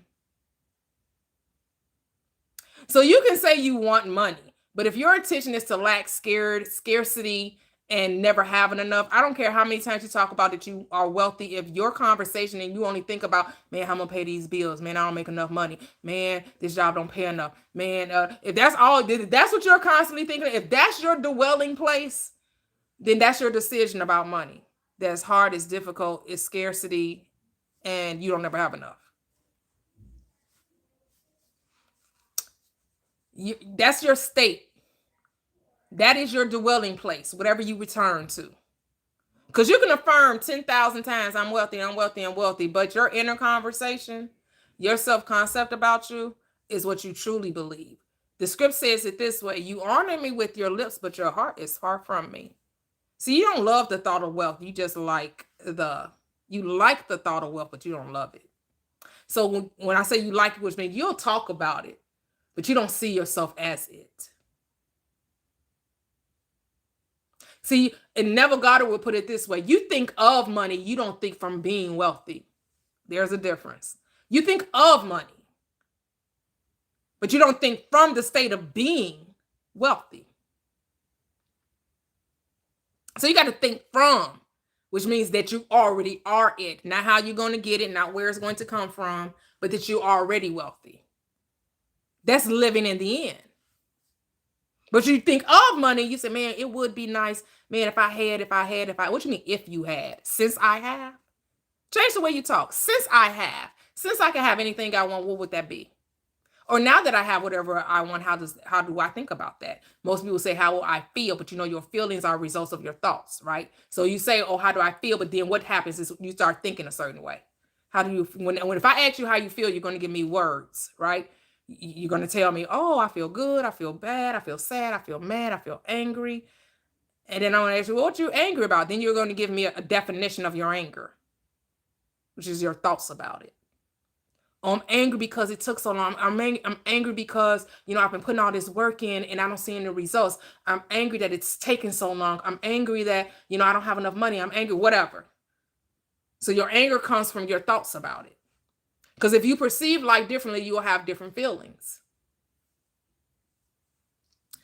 If you didn't care how long it was taking, then you wouldn't feel no way about it. But if you're thinking it should have come this way, it should have happened already, why is it taking so long? That's why you're mad. That's why you're angry. That's why you're frustrated. Because you don't have the joy of being, which is your only job. Again, not you, me.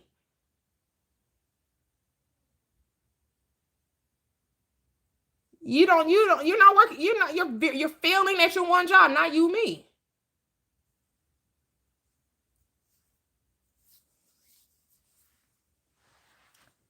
Figure out how to be happy. Happiness is a choice, right? You have to choose happiness and then choose happiness and then keep choosing happiness.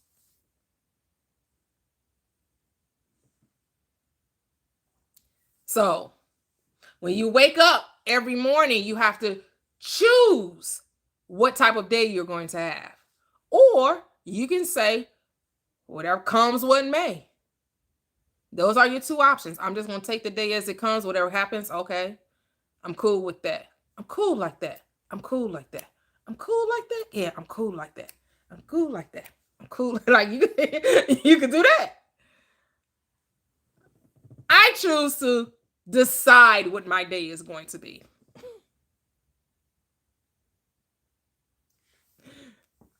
I decide.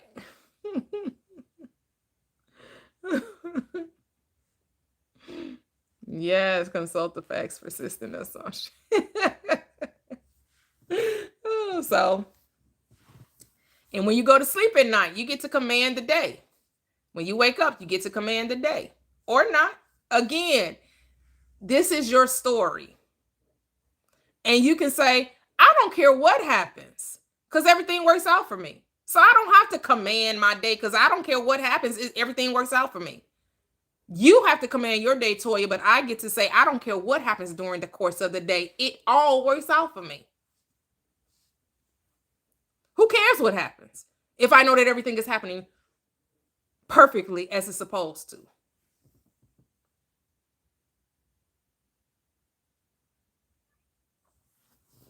But some of us are scared to command the day because we're like, man, if I say something good, then that means something bad. Because people have been trained to thinking that, well, if something good happens, that means something bad also has to happen. Says what?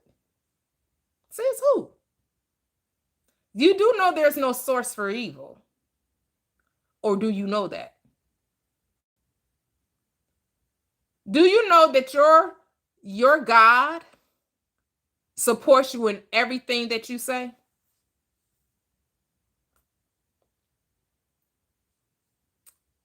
It is your genie in a bottle, and you got to rub it the right way. And it says, your wish is my command.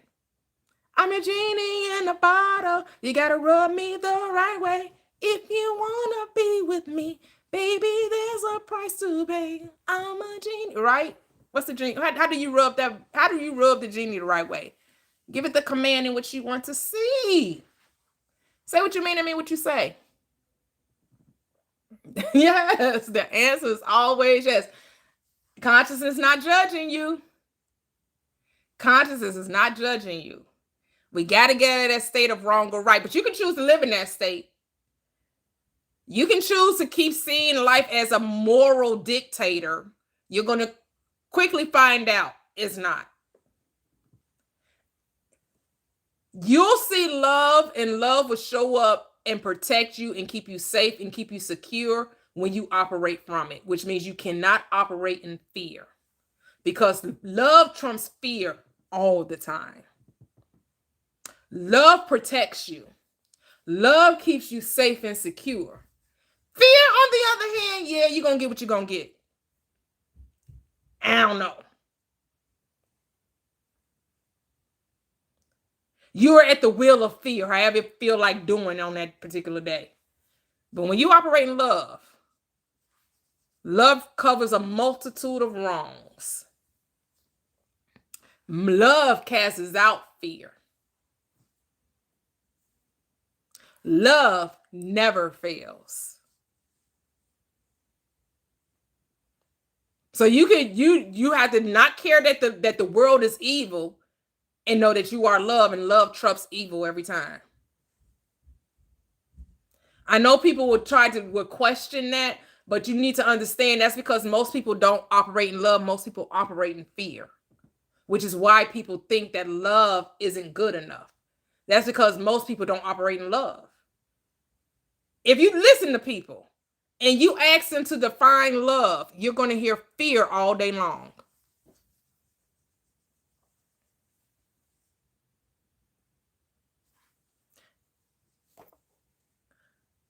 Watch out, Michael. You in my camera. I'm in your camera. Mm-hmm. But also I'm able to go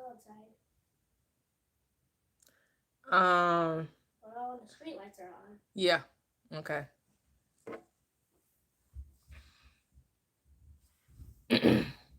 See, according to your faith, It's always according to your faith, not the faith of the world, not the faith of your parents, not the faith of your religious leaders, not the faith of your government, your faith, what you believe to be true. Like when it came to the shutdown and all of that, and they were talking about the EBT and all of that, I'm like, for real, these people they get all up in the tizzy. I'm like, they are not finna ruin Thanksgiving. Stop playing. But they got the reaction that they wanted out of people. People got in a frantic, people got in a hizzy fit, and they messed up their day or whatever. But I'm like, for real, y'all know doggone well y'all not finna have these stores go bankrupt where they can't have people shopping in their stores for Thanksgiving. Come on now, be serious.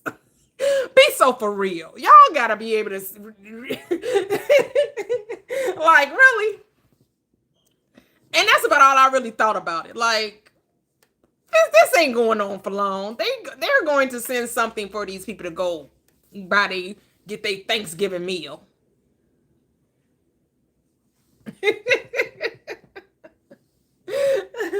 But you know why it happened? It's not because they were harvesting energy. It's because the world is based on fear. The people put their trust in the government, and so the government gets to what? Play them like a whistle, right? They get to play them like whatever your favorite instrument. They get to be the puppeteer. The moment that people withdraw their fear of the government will change. But as long as people fear the government gonna remain as it is. The moment that people realize the government actually works for them, that the government is a reflection of their mind, the government will change. But as long as they think that the government holds power and control over them, then that's how the government gonna continue to have power and control. Because what? The government is an idol to some people. They don't see the government as an extension of them. They see the government as having power over them.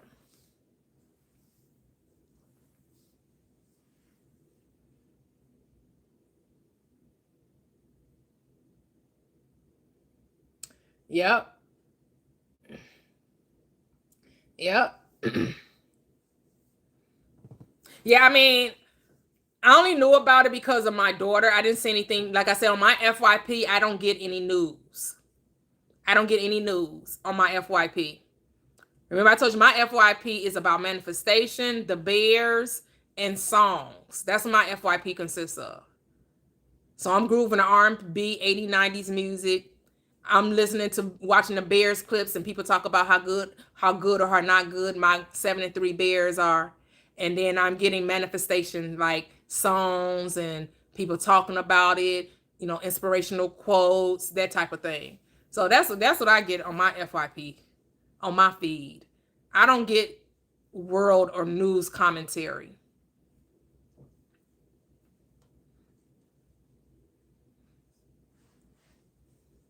You have to know that your FYP is a reflection of you. All of your social media algorithms are just reflecting where you are, where your mind is. It's just a reflection of you. If it's next me to know, it'll find me, that part. Yes. And my thing is, the only reason why I needed to know that is so I could alchemize it. So I could be like, oh yeah, that ain't gonna last long. That's how I thought about it.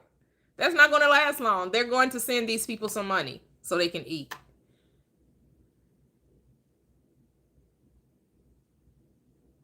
I did see a clip by Keith Lee, because he was being Captain Save America.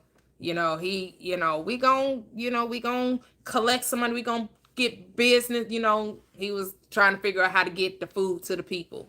So, like, go ahead, Keith Lee, do your thing. Go ahead and be Captain America. I'm just going to use my mind and say, yeah, they good. The government did the right thing. They sent them doggone stamps. That's what I did. I just told my mind the government did the right thing. They sent them that money, and they sent them the money. I didn't have to physically do anything. I didn't have to figure out how to send out 100 turkeys to the people. Which, of course, nothing wrong with that. Do you? If you feel like you gotta go give out turkey meals and all of that, have fun with it. Just make sure it's fun and you're coming from a place of abundance. Make sure that you're seeing these people that you're helping them to see how abundant life is, not how they're so sorry and and they need you, and if it wasn't for you they wouldn't have anything. Don't go with that mind, like, because you know whatever you think you create. That's why I'm saying this. Not saying that it's wrong for you to think that. I'm letting you know when you think that, you're creating it. Remember, this isn't about a wrong or right, a good or bad, a should or shouldn't. I'm just saying, be mindful that what you think you create, that what you're thinking, you're bringing into your reality. That's it. You have to be the judge or jury. Should I be thinking this way? Because I'm thinking it, I'm going to see it. I'm creating it. Because that is the law. As a man thinks in his heart, so is he. You reap what you sow. It's your word that goes forth, that doesn't come back. It's your word that does not return unto you void. Your word, not anybody else's, is what you think about, you bring about. Your thoughts are God. Your word is God.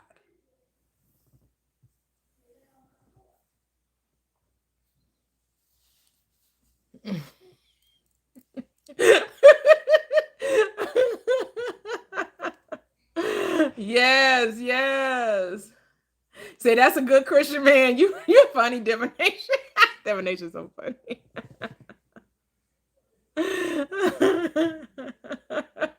Oh, okay, A-Town. I feel you. I feel you.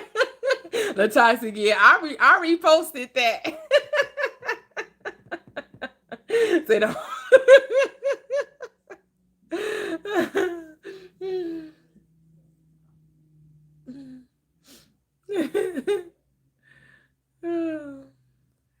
Yeah. I can appreciate that because I noticed when I be on my ratchet, when I used to be on my little ratchet spiel, Mm-hmm. like you would see, fights, all type of drama, you know what I'm saying?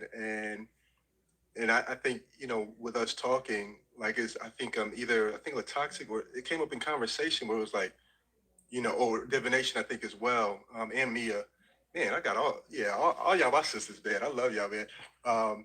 Just being able to what we feed upon ourselves, you know what I mean? And